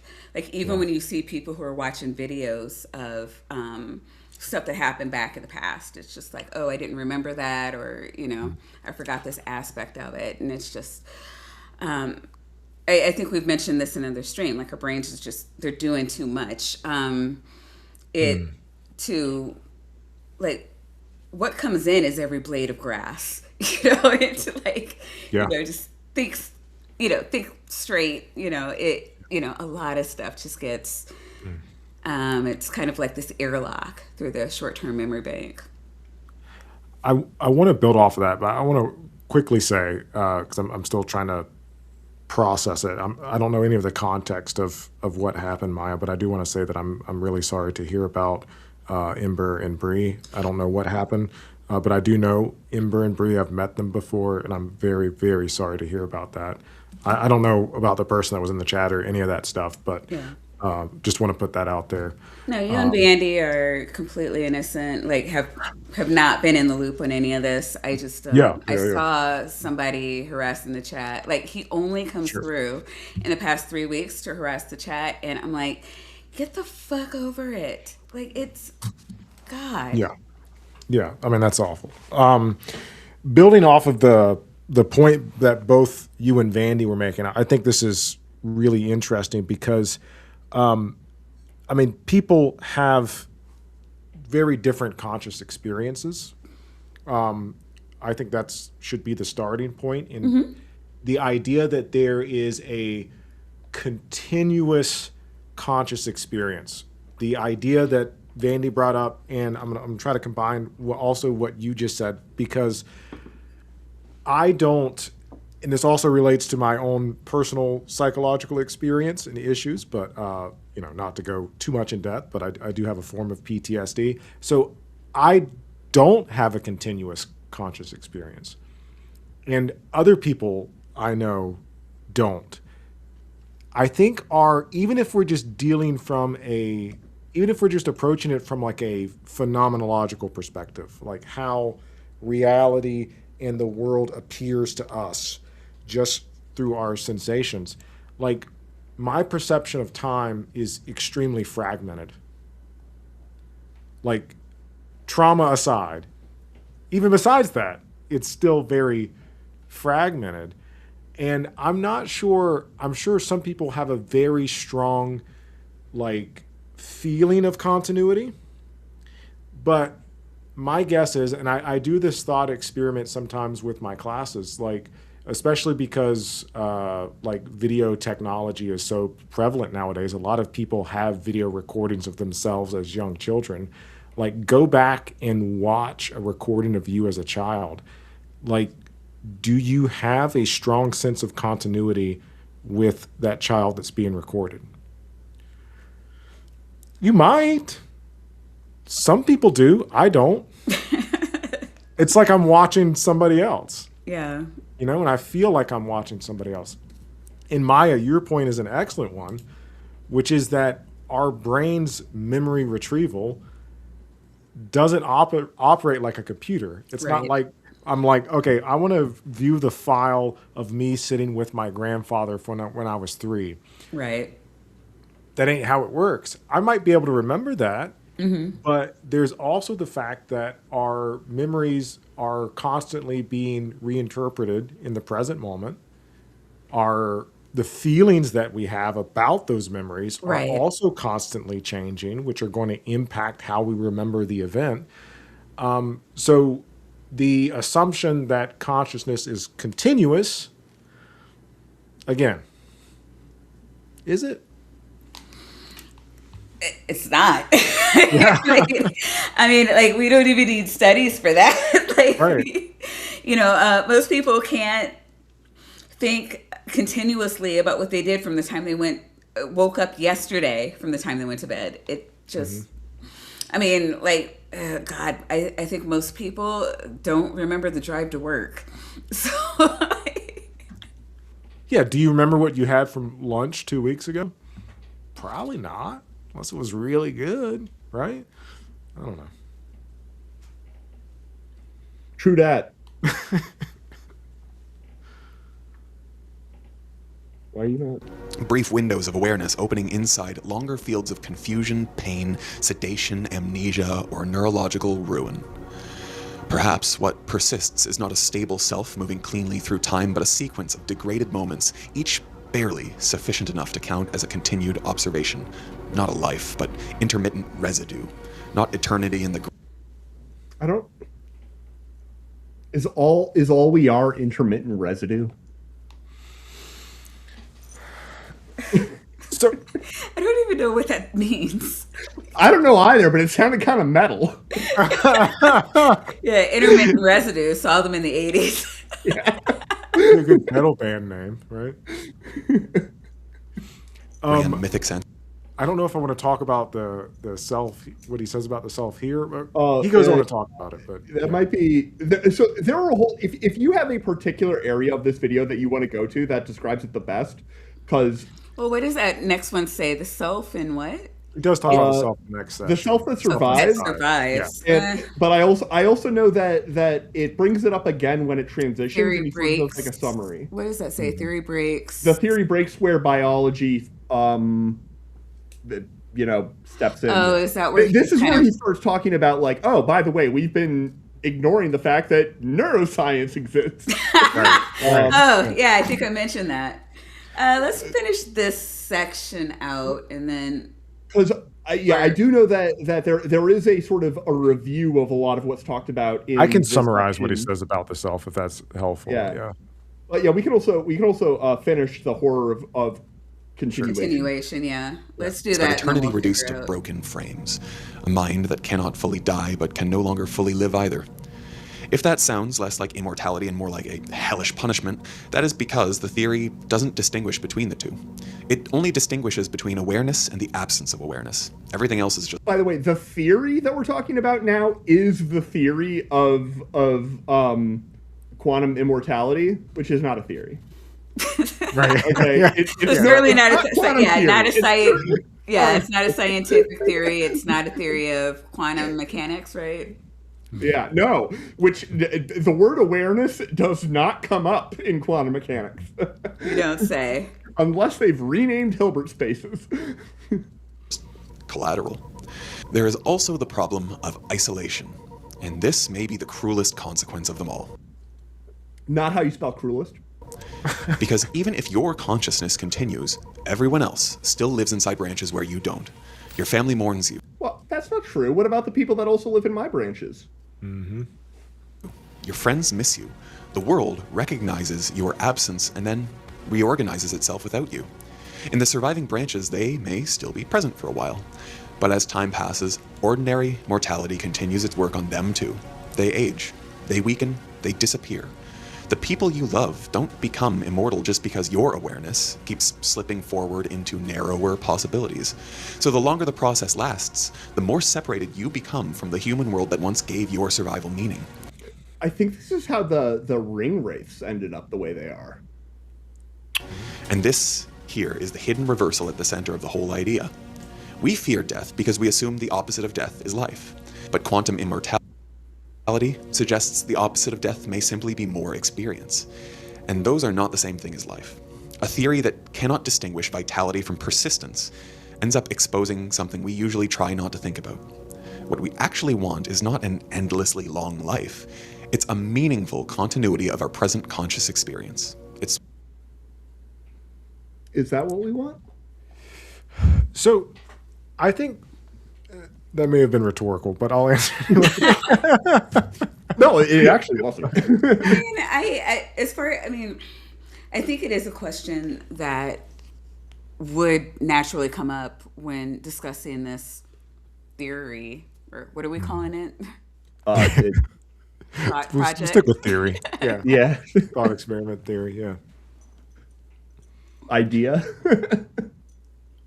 Were you going to say something, Maya? No, Okay. you were. Yeah, no, I was going to say that meaningful continuity of the present conscious experience.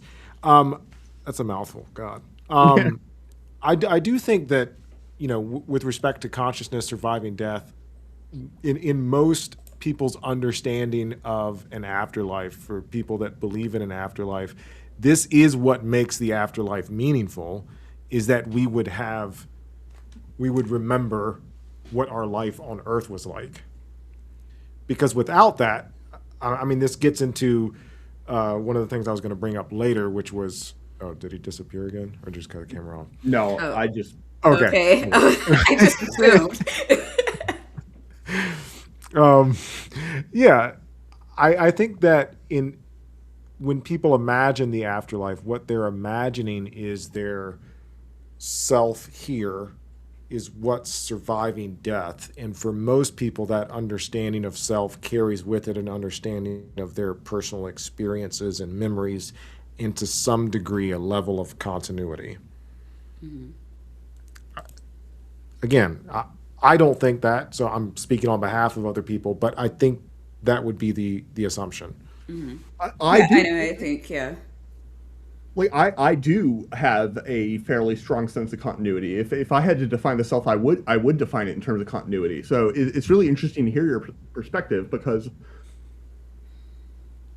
it hadn't really occurred to me that wasn't universal. Mm. Yeah, no, definitely not. Good old childhood trauma. Wholeness. It's a self that remains capable of living rather than merely existing. Once you strip that away, and you clearly see that immortality is a punishment, because it completely strips life of whatever meaning and beauty it holds. So this is the next section. Mm-hmm. Okay, so is there a part that either of you wanted to skip to? Because Vandy seems eager to I get was out of this thinking place. we could skip this one and go to the beginning of the next one. It summarizes a lot of the ideas that are I think. Okay, most of my notes were what he said about the self, but we could skip it. I could just talk about it. No. Let's go into that. Let's go. So what part? Do you know what? Just play the first minute or so of this, and then I can. And Vandy probably wants to skip that because it's not in his wheelhouse. But if it's in yours, he's been talking a lot. Yeah, exactly. Exactly. There's another problem buried inside quantum immortality, and it cuts deeper than the fear of an endless, damaged survival. Even if we grant the full logic of many worlds, even if we assume consciousness always continues along some surviving branch, it still doesn't mean that the thing continuing is meaningfully you. This is where the theory collides with a question older than quantum mechanics and more destabilizing than death. Oh, God. Was it Tommy, I think earlier, was like, well, where's this 10,000-year-old thing? Mm-hmm. Not necessarily that, from body to body, it wouldn't meaningfully be you. If this is actually happening, there's, I don't know. Are you talking about reincarnation? Yeah. Just within the confines of this thought experiment, we'd have to redefine what it is meant to be you, because I think a lot of it gets tied into the body and the brain, and if you're merging with brains that survive you, at some point, I mean, you're just not going to be able to go past 120, right? But he's saying like consciousness always survives. So then that's another question for me. It's like, well, do you start over as a baby, like in a different person, or like a different name, different parents, like da da da da. Like, does that happen at some point? Because I do know people in the New Age community who believe that, like but it's more of like in the lines of normal reincarnation, where you live this life, and then there might be a heaven or hell, we don't know, but like consciousness is like its own thing, I guess, that the universe created. And yeah, you would be implanted into another body without the memory, and you wouldn't have the memories of the last body because the last body is no longer there. Yeah. And so like that's another concept that I'm thinking when they're talking about this. So I don't know. I listen to a lot of people talk about consciousness. So like, and again, this is probably, I know this is talking about like physics, and so it's outside of the realm of physics, but like I'm not a physicist, so I have other questions. No, that's exactly that. That's kind of what I was hitting at earlier, because you have one of the classic conceptions of self, Maya, kind of what you were talking about, building off of that a little bit. If you read, for example, like the Bhagavad Gita, especially like the first 3 chapters, you get this view of self that, and I don't, no disrespect to the Bhagavad Gita, but I think about it in terms of like an avocado, and at the center of the avocado is that seed. The true self, what Krishna tells Arjuna, is that the true self is the Atman, and the Atman kind of goes from, in the cycle of reincarnation, goes from one body to the next, but that true self is what continues on. And I don't think they would use the language of consciousness to talk about it. I think that's more New Age Right, movement, like yeah. you're talking about. But that is a very classic view of self. You see something very similar, even within like the monotheistic religions, a very close connection between the soul and the self. I was going to ask. I was like, I feel like the word soul here is relevant. Yeah. No, they're Well, yes and it's no. usually The soul connected. retains Yeah. memories. Whereas, like, I don't know, I not very good with like Eastern philosophies, like the concept of reincarnation, at least. But like, I don't know, and New Age has just about every type of thing that you'd want to imagine. But for the thing specifically that I was just referencing, again, conscious it's just a separate thing. I don't know. I don't know how to explain it. Like there's bodies, and then there's experience, and they merge. Yeah, I get. I mean, it's like a soul without the memories, I guess. Like the breath of life, the animating force, but it's not, because the last brain was gone. All the memories in the brain, it's like that dead computer thing, and you're putting, only. Like, it's just pure. I don't know. Yeah, saying consciousness, I don't know. It comes with a lot of baggage, but like it's more of like what my Dr. Granado is saying, like that animating force. Yeah. Don't call me that, please. Yeah. That's weird. Sorry. Like the animating force is a separate entity that can transfer from body to body. And so, like, there would be a part of you that is always sentient, I guess, but have no memories of one life to the next. I don't know if I'm explaining that well, but Made sense. Yeah. I guess maybe that's it. Sentience is its own thing that travels from body to body, and I don't know. Maybe there's a sentience bank up there. I don't know how it works, but you see, what's interesting is you see something very similar presented, Eastern philosophy, yes, but you get a really similar thing with Plato in his Timaeus. He talks about the soul traveling from the earth, and it gets you're talking about like sentience, it gets a glimpse of the divine, it gets a glimpse of the forms, and then it goes back down to earth to be reincarnated, essentially. So, but you don't remember your past life, but you do remember basic, like, logical categories, essentially. Okay. Doesn't relate too much to what this video is talking about, but I just wanted to throw that No, out to there. like, kind of, just explaining the topic. That's interesting.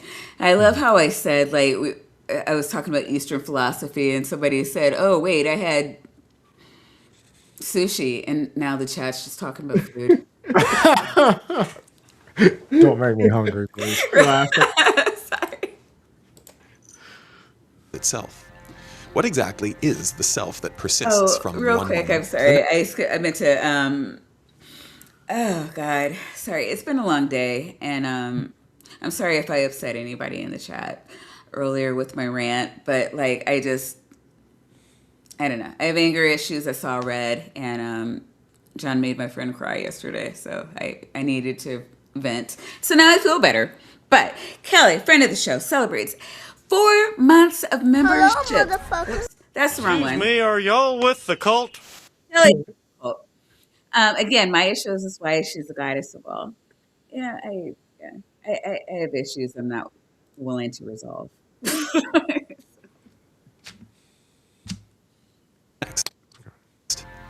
We talk as if identity was obvious, as if the person who wakes up tomorrow is simply the same person who fell asleep tonight.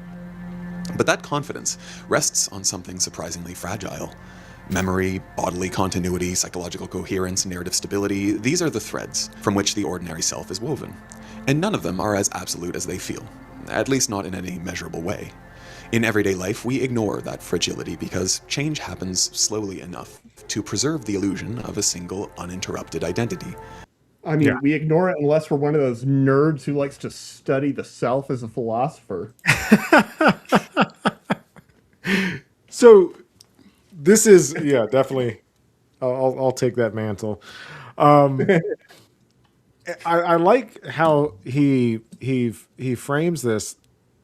To me, this is an idea that is as potentially, if not more disturbing than quantum immortality. Immortality. Immortality.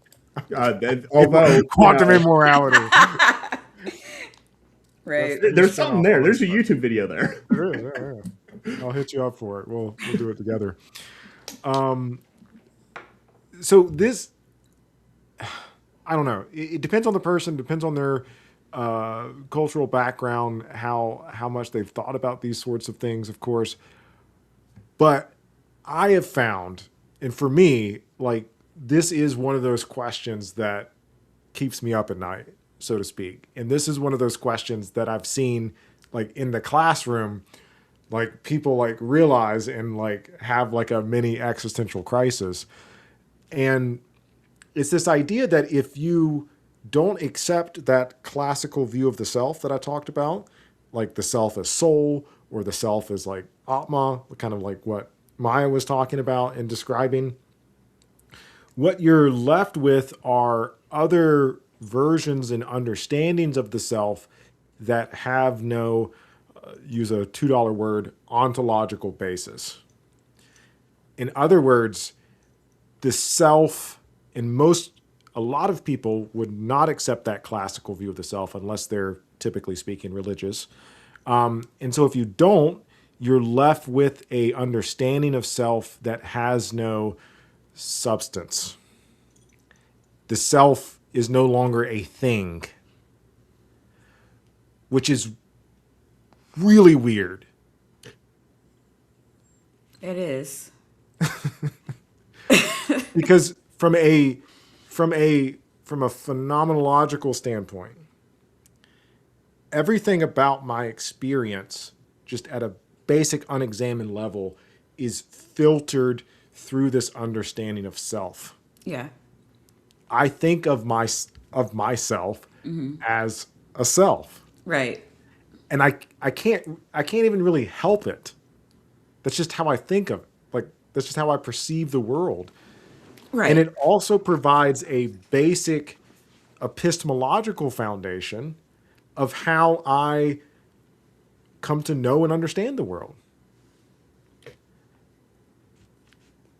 Sorry, go ahead. No, yeah. So I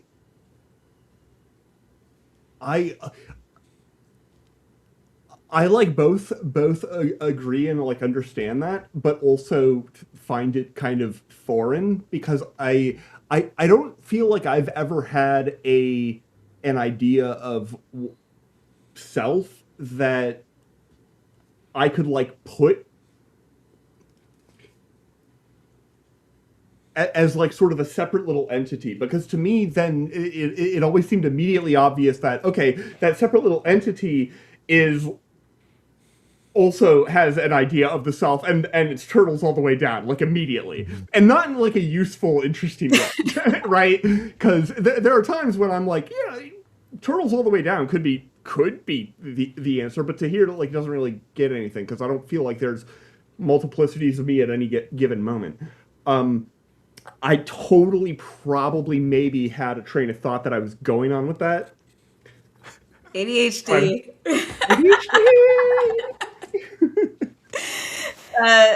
Well, for $5, I'm for sure says, "What's the funnel?" And the scene needs more bananas. I said bananas. I thought it needed more AI wolves. Always need more AI wolves.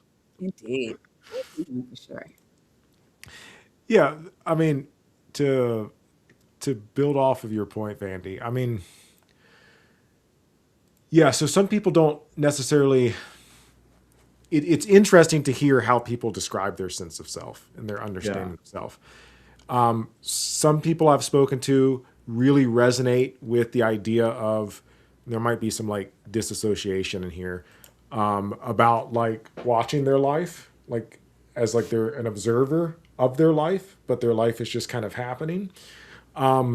For other people, there's no like strong sense, kind of what you were talking about, that the self is something separate or distinct.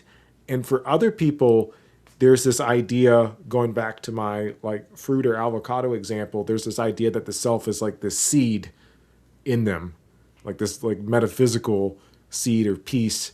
And you see Michael, the body, and the person, but you don't really get a sense, you don't really see myself. But there's different views. The classical view, the self is soul, right? But there's also this correlation between the self and the body. And this is what the quantum immortality is not like, he recognizes it later in the video, but a lot of people have a very strong connection between their sense of self and their physical body. And a lot of times, again, going back to psychology, how we view and understand ourselves is a lot of times directly related to our physical appearance and our relationship with our body. And then there's also this association between self and memory, or psychological continuity. The other grounding of self is my grounding of self in my remembrance of temporality, my remembrance that the me today is related to, or even rationally, I understand that the me today is related to the me of the past. Mm-hmm. Yeah, and I think earlier I was interpreting continuity to sort of subsume that sort of understanding of like temporality and also memory. Like, to me, those are all kind of subsumed in continuity. Those are the ways in which I experience continuity. Sure. But it's interesting to point out and like tease apart that there are subtle but notable differences between these different sort of senses. There's a lot of ways in which you can feel continuous. Another thing he mentioned was narrative.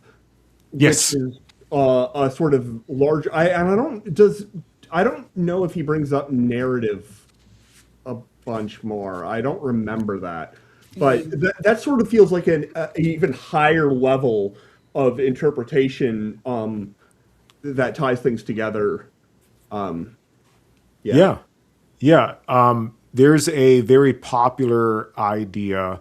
It emerged kind of in the 60s and 70s in philosophy circles, the narrative view of self. It's my understanding that there's also the idea of narrativity has been taken up and studied by psychologists as well. But Daniel Dennett has what he called the narrative view of self. And narrative view of self, simply speaking, is the self is the story that we tell ourselves about ourselves. Yourself, like if I said, Maya, tell me who you are. Yeah. Narrative is almost always the go-to framework for that. Yeah. Yeah, that's true. Yeah. Almost always. There's a psychologist, Jerome Brunner. I can't remember how to pronounce his name. I'm sorry, Jerome. I don't know if you're still alive, but if you are, I'm sorry. You know, He did a study on this. Yeah. Yeah, on the off chance that you watch this video. And you're like, no, that's not how you pronounce my name. That's not it. He did a study on this where he sat people down in a room and said, tell me who you are. And I don't remember the percentage. You know, I study philosophy. I don't do double-blind experiments or any of that stuff. But almost all of them framed their life story as a story. And the upshot, Dennett describes the narrative self. He describes the self as a center of narrative gravity. That, in physics, again, correct me if I'm wrong here, but like heavy objects like the sun have a center mass, center of gravity as a mathematical point, right? Yeah. But that point's not a physical point. Yeah, I know what you mean. Yeah. It is a special point in a very clear, articulatable way. Like we can all agree that there's something different about sort of this, but it depends on the nature and the arrangement of the whole. But it's sort of a kernel of that. Yeah. So Dennett says that is analogous to the narrative self. That we're not talking about some sort of like physical location within the body or physical location within space. What we're talking about is this metaphorical gravitational pull that connects all of these distinct like identity points. Like I'm a teacher. Yeah. I'm Latino. I identify as a man. That the narrative self, that the narrative is what's pooling all of those together to me. Yeah, that makes sense. I haven't seen that, but that makes a lot of sense. Yeah. But even with the narrative self, the self is still not a thing. Yeah, I mean, to me, like, to the extent to which self is the thing is this thing, right? Like, and we all already like kind of knew that going in. It's not particularly helpful, other than perhaps the explicit focus on there being a body. But like at a deeper level, like I kind of, I guess, imagine the self as more of a process that is tied up in experience, and also all of these sort of other ideas that earlier I was sort of schlepping them all under continuity, because I think that is an important, like, to me, that is the word that I would choose to identify it. That is the thing that connects all those threads. If I legitimately had all of my memories and everything erased, I think I would view that as a fundamentally different thing.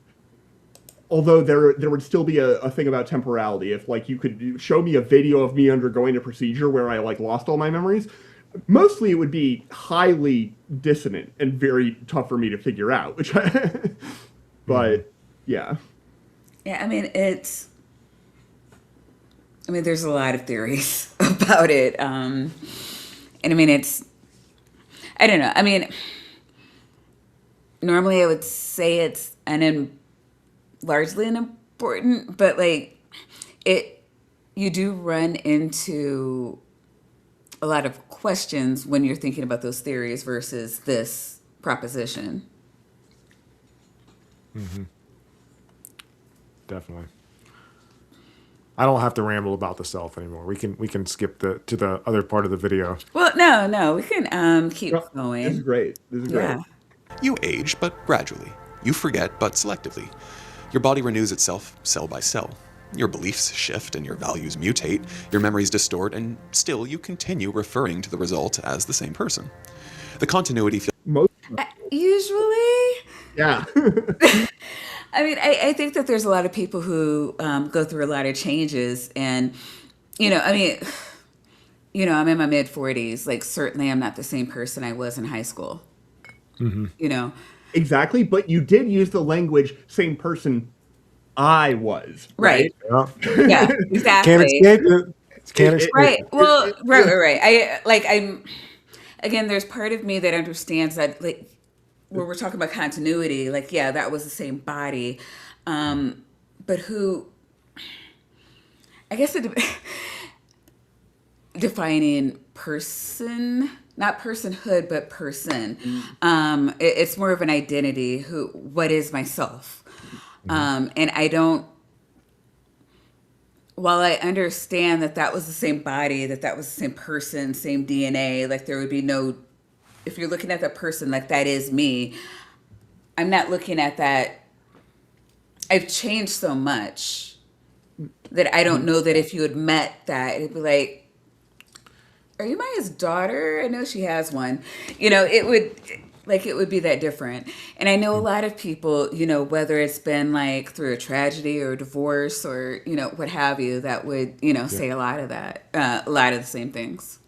Mm-hmm. So yeah, I mean, and that's kind of what I'm saying. Like when I'm like, well, we could talk about what is the self, and largely, practically speaking, I don't, I wouldn't make a big fuss over it. But like when we're talking about this in continuity, I think, and like me and my Dr. Granado were saying earlier, it manifests differently in every person.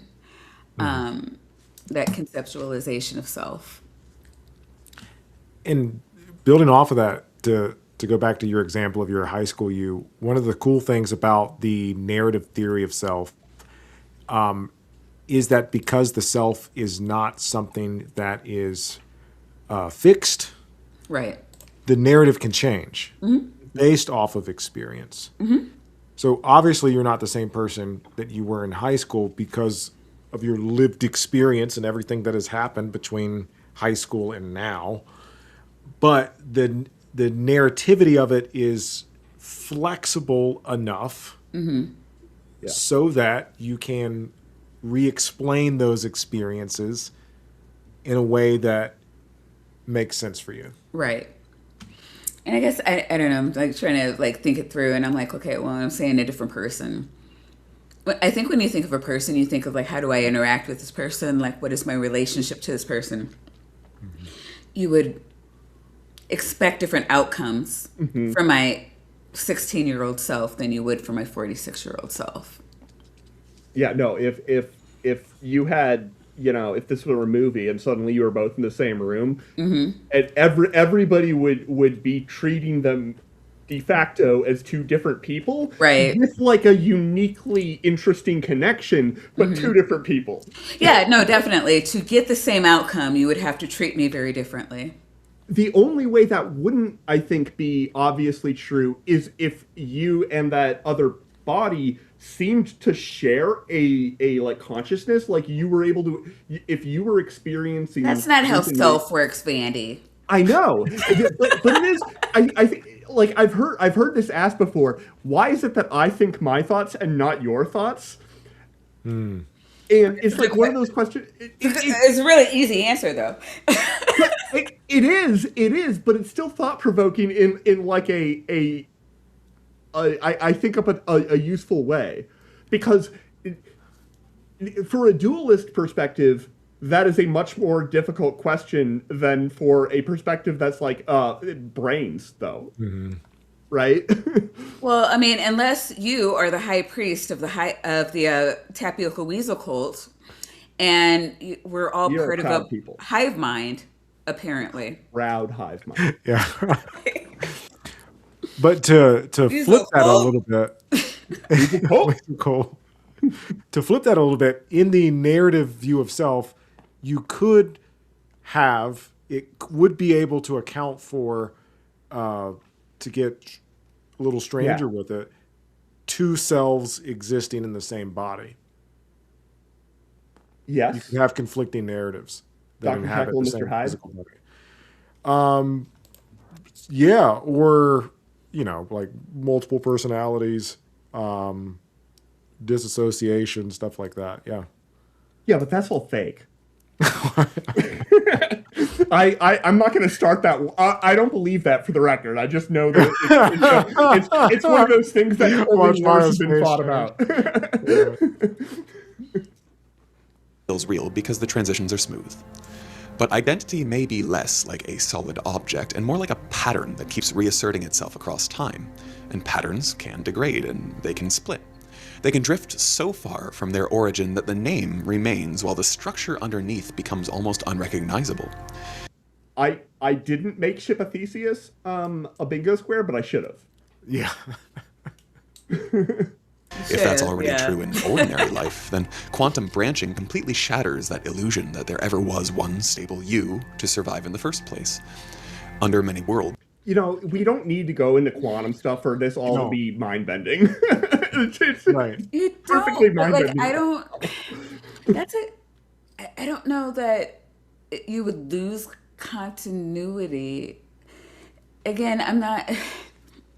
I guess I'm trying to throw in like philosophy where it's not needed, but I'm like, in my head, I'm thinking that you would go into a timeline that was like the most closely related to the one that you're in. So like I don't know, kind of in a many worlds. That's making me wonder. Is the many worlds where like if you had like when you come to a crossroads, like I could have strawberry ice cream or chocolate ice cream. There's a world where I have either strawberry or chocolate. And then, there's, at the end of that meal, either we're at a restaurant. So either I could pay for the meal, my friend could pay for the meal, or we could go Dutch. And then that's three different, so it's just so there's like all of these like infinite number of branches depending on like a decision that you could have made. I'm like, is that where we're at with this?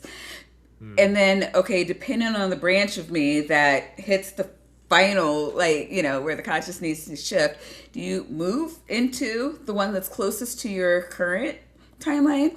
Or are you over here where you married the different guy, and had different kids? And, because that would make a difference. Mm-hmm. So that if you were to move between branches, I can say fairly confidently that the natural physics interpretation would be to move to one that is very much like yours. Because there are analogous processes in quantum mechanics. Mm-hmm. If you prepare a system and then you perform a measurement where the possible outcomes of that measurement are... you prepare a system in system A, and then you do a measurement on property 1 and 2, not A. 1 and 2. I'm completely different, thing. However, A has a 99% overlap with 1 and a 1% overlap with 2. You can what you're doing is you're performing a projection on there, and you're going to almost always end up with A. and specifically, it's going to be a quantifiable like nature of probabilities. And the term overlap here is quantifiable in terms of literally, if you have the wave function on a, and you draw it, the chart on a piece of paper, and then you draw the other one, you're like, these are really similar, and this other one is totally different. And you'll project onto it because of some of the like more subtle and weird aspects of the underlying nature of the linear algebra that underlines quantum mechanics. But yeah, you would end up in the thing that's more like what you're already like. All right. So, yeah, then it's not unreasonable that there would be that you would experience continuity. In the new, yeah. It would be very strange to not experience that, because you suddenly have a hugely discontinuous thing is like, they're technically possible, but their probabilities are crazy like low. Okay. No, that makes sense. And to me, if the chat has a question, let me know. So like, you'll hear people say like anything's possible in quantum mechanics, and it's like, in a certain framing that's true, but not. I would comfortably bet the life of everybody that I have ever met on a number of propositions in physics. Okay, and one of them is we're not all going to wake up tomorrow dying on the surface of Pluto. So, yeah, Daryl Frost is saying, how can it be possible that any branch is anything like the one you're on? They're also different because they're different, not the same. So again, when I'm talking about like there would be a branch for each decision. So if you think back, like for me, I remember like Schindler's List. And do you remember when like there was, I don't know if he was a rabbi or what, but he had pissed off one of the soldiers, and like 3 times he tried to shoot him with his gun, and the gun didn't go off, and so then he grabbed his friend's gun, and 3 times he tried to shoot him, and the gun jammed, and then he continued on. That's when you switched your pitchfork. And the guy just walked off. So in each of those, I guess technically his consciousness went to the one line where everything was the same, up until the point that he tried to shoot the first time, and then the second time, and then the third time with the one gun, and then the first time, second time, third time with the one gun, and in one timeline the gun went off, and then that consciousness jumped into the timeline where the gun jammed. And then so there was one consciousness where the second time he fired the gun went off, that consciousness went into the timeline where the gun jammed. So like it's not that hard. And up until that, those timelines would have been running parallel until, there's 2 things that could have happened: the one where you did not survive and the one where you did. And then what this is saying is your consciousness jumped into the one where you did.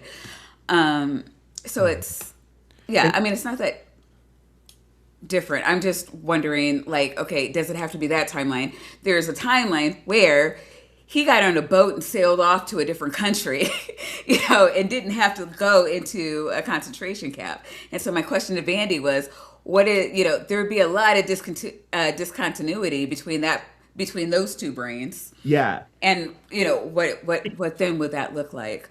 Because this idea of the jumping to another branch of consciousness, that is the part of this that is nonsense. Okay. That is the part that just has absolutely zero grounding in anything remotely physics related. The branching makes sense, but once you start talking about consciousness, you're not talking about physics anymore. The physicist is not the person to answer this question. Understood. But I think you could get around that if you, instead of assuming continuity of conscious experience, you just assume discontinuity. Like if we don't, go ahead.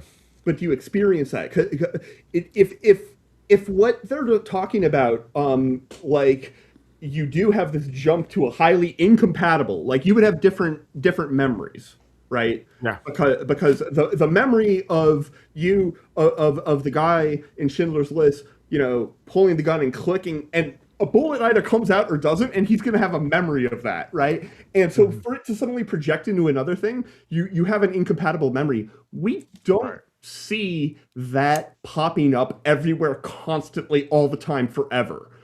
It happens occasionally because minds are strange, but it would happen literally constantly. So that's just, it's not, we're not seeing a jump. It would have to be a jump from a imperceptibly different up until just that moment where there's this one linchpin, and that is very conveniently difficult to test. Understood. For $5, Jester says, it seems like the best way to best the theory involves Vandy and a railgun. God. Then he can take the experience to other Maya and tell her. And now we're back at the Schrödinger, you're the cat in the Schrödinger's experiment. Why is there a railgun? I know, right? Also, hold on. I view that as like me shooting you with a railgun. I'm very confused. No, it's just you in the sentence. So I'm going to go with that. Well, then there's Every branching event creates multiple future versions of the observer. This is a point that I actually want to nitpick here. The sentence is every branching event creates multiple future versions of the observer. All of these branches, you never make an entire new universe with all the stars and galaxies and all that stuff.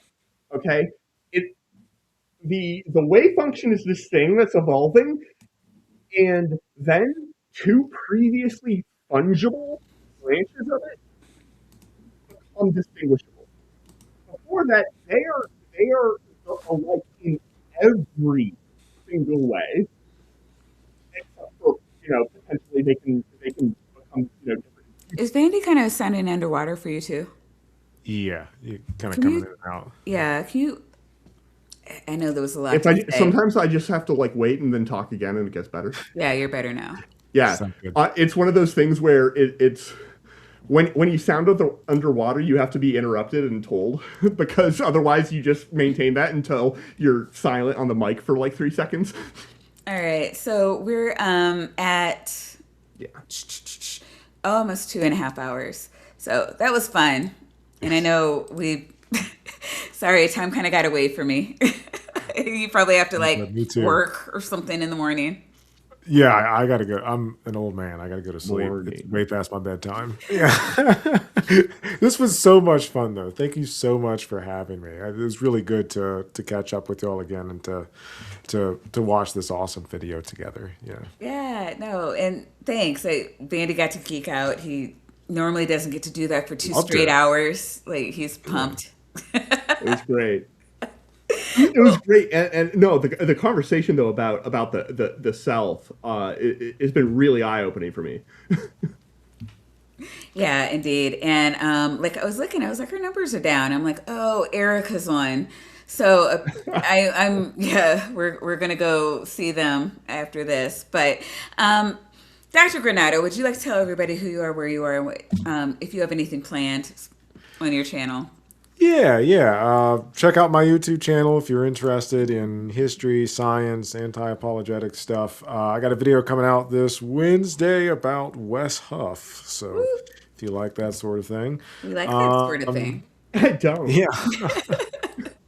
And just thank you again for having me, Maya. Yeah, thank you. And we're going to have you back one day. It's Absolutely. So much fun. Absolutely. Now that you're done with your studies and all that. So, and you're looking good. Thinner, I think. Thank you. Yeah, I've been on it's been a long journey, but I appreciate that. Yeah. All right. Vandy, do you have anything coming up? I will be, unless Kip has rescheduled, I will be on BSS on Saturday, and then I will be on BSS on Sunday. Awesome. Yeah. Yeah, I believe I'll be on Marin's on Tuesday. I'm very excited about that. We're going to be talking about cults, and I know you guys love that. So, He's a make sure cult. you like and subscribe. And again, I was kind of raging out in the middle of the chat. My big thing is just like, I don't know. Like, a couple of things are going on in my head where it's just like, if you have a problem with somebody, like, I don't understand why you have to be a surly bitch about it. Like, just DM them. Like, I'm a very rational person. I have had a lot of these conversations with a lot of people who were just like, hey, Maya, what's going on? And, we talked about it like adults. They didn't come in trying to trash just shit talk the entire chat. I think that's a little childish. And sometimes when you're childish, people respond in kind. My big thing is I don't understand. And it hurts my heart for what Patty's doing. When she originally left a community, it was on good terms. And so all of us in Java and Jux are just kind of feeling blindsided. We would have been there for her. But all the people that had been there for her when she returned got blocked when we said, hey, we're here for you, got blocked. And then we're told that we're supporting abusers. And then we're trash talked to the rest of the community, and everybody was told to unsub from us. And I'm like anytime we try to have conversations. So like for me in particular, when I had the same questions that they had, I went to the event coordinators. I'm like, hey, I heard this happen. What's going on? They were very nice. They were very polite. They were very open and honest about what they were doing. And, when we're talking about NanoCon, they were open and honest. Rock City Reason, like Casey and John, like Godless Engineer, they've, weren't involved. We'll say weren't involved. They were at NanoCon last year, but like they've taken lessons from that, and when they're doing Rock City Reason, they're learning the lessons and putting it into their things so that people feel more safe. And then also I know Joe, Kentucky Atheist, is doing the Ark Encounter. And there's a lot of lessons that he's taken from this and that he's doing to make sure that everybody's feeling safe and secure at his event. The community is taking this very seriously. We're being very adults about this. And again, it's really bothering me because Bree and Ember have been under attack this past year. Jay knew about it and said nothing. And when all of this went down, they were the first two people. The people who are the most abused are the people that he's been attacking the hardest. To the point where people were questioning if he was trying to get them to commit suicide. They actually had to come out and say, I'm not doing that, and I don't know where you think we were. And I'm like, maybe it's because if you were trying to do that, we would expect it to go exactly the way it's going. It infuriates me that people would look at this and not see it. And I'm not asking anybody to think the way I'm thinking. Like, I've never done that. You guys have seen me in the community, and I'm like, I just want you to know the facts. I'm not asking you to take on my opinion as your own. I just want you to know the facts as you're making your own decisions. I've maintained that, when we were talking about Derek and now when we're talking about Jay. My whole channel is to get to get people, adults, to think critically. And I'm not, I don't know what this whole thing is where I'm in a cult, where I'm leading a cult. Like I do laughingly, but I mean, it really is just a day where we can all get together, hang out, and laugh and talk, and a place where we feel safe, because not all of us get that Monday through Friday.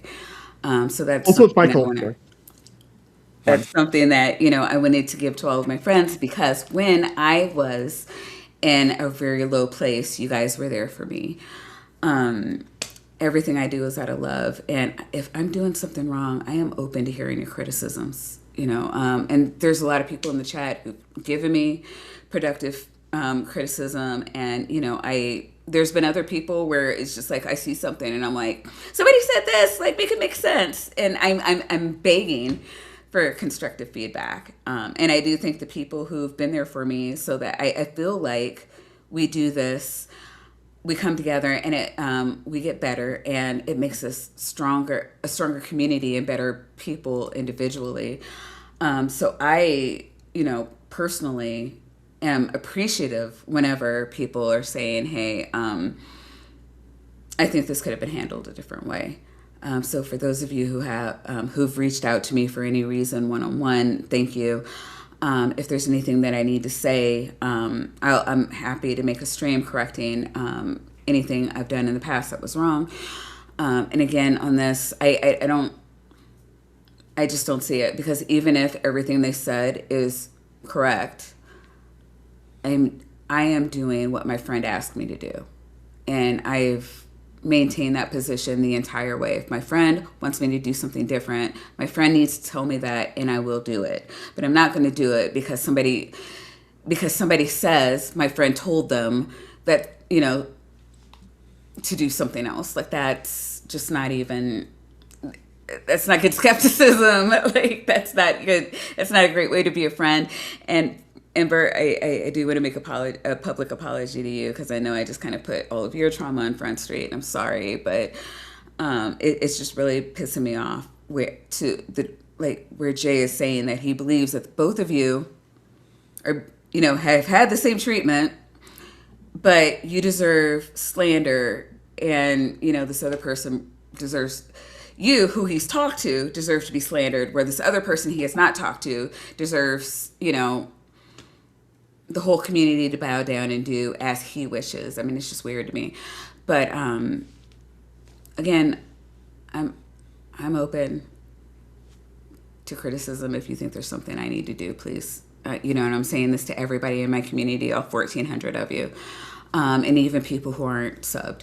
Let me know, and I'll, I take all constructive feedback to heart. I take all bad faith feedback to heart, honestly. And I'm committed to being, to encouraging everybody to be a better person, and to helping support a stronger community. And I'm also committed to saying fuck ICE, abolish and prosecute. See you next week.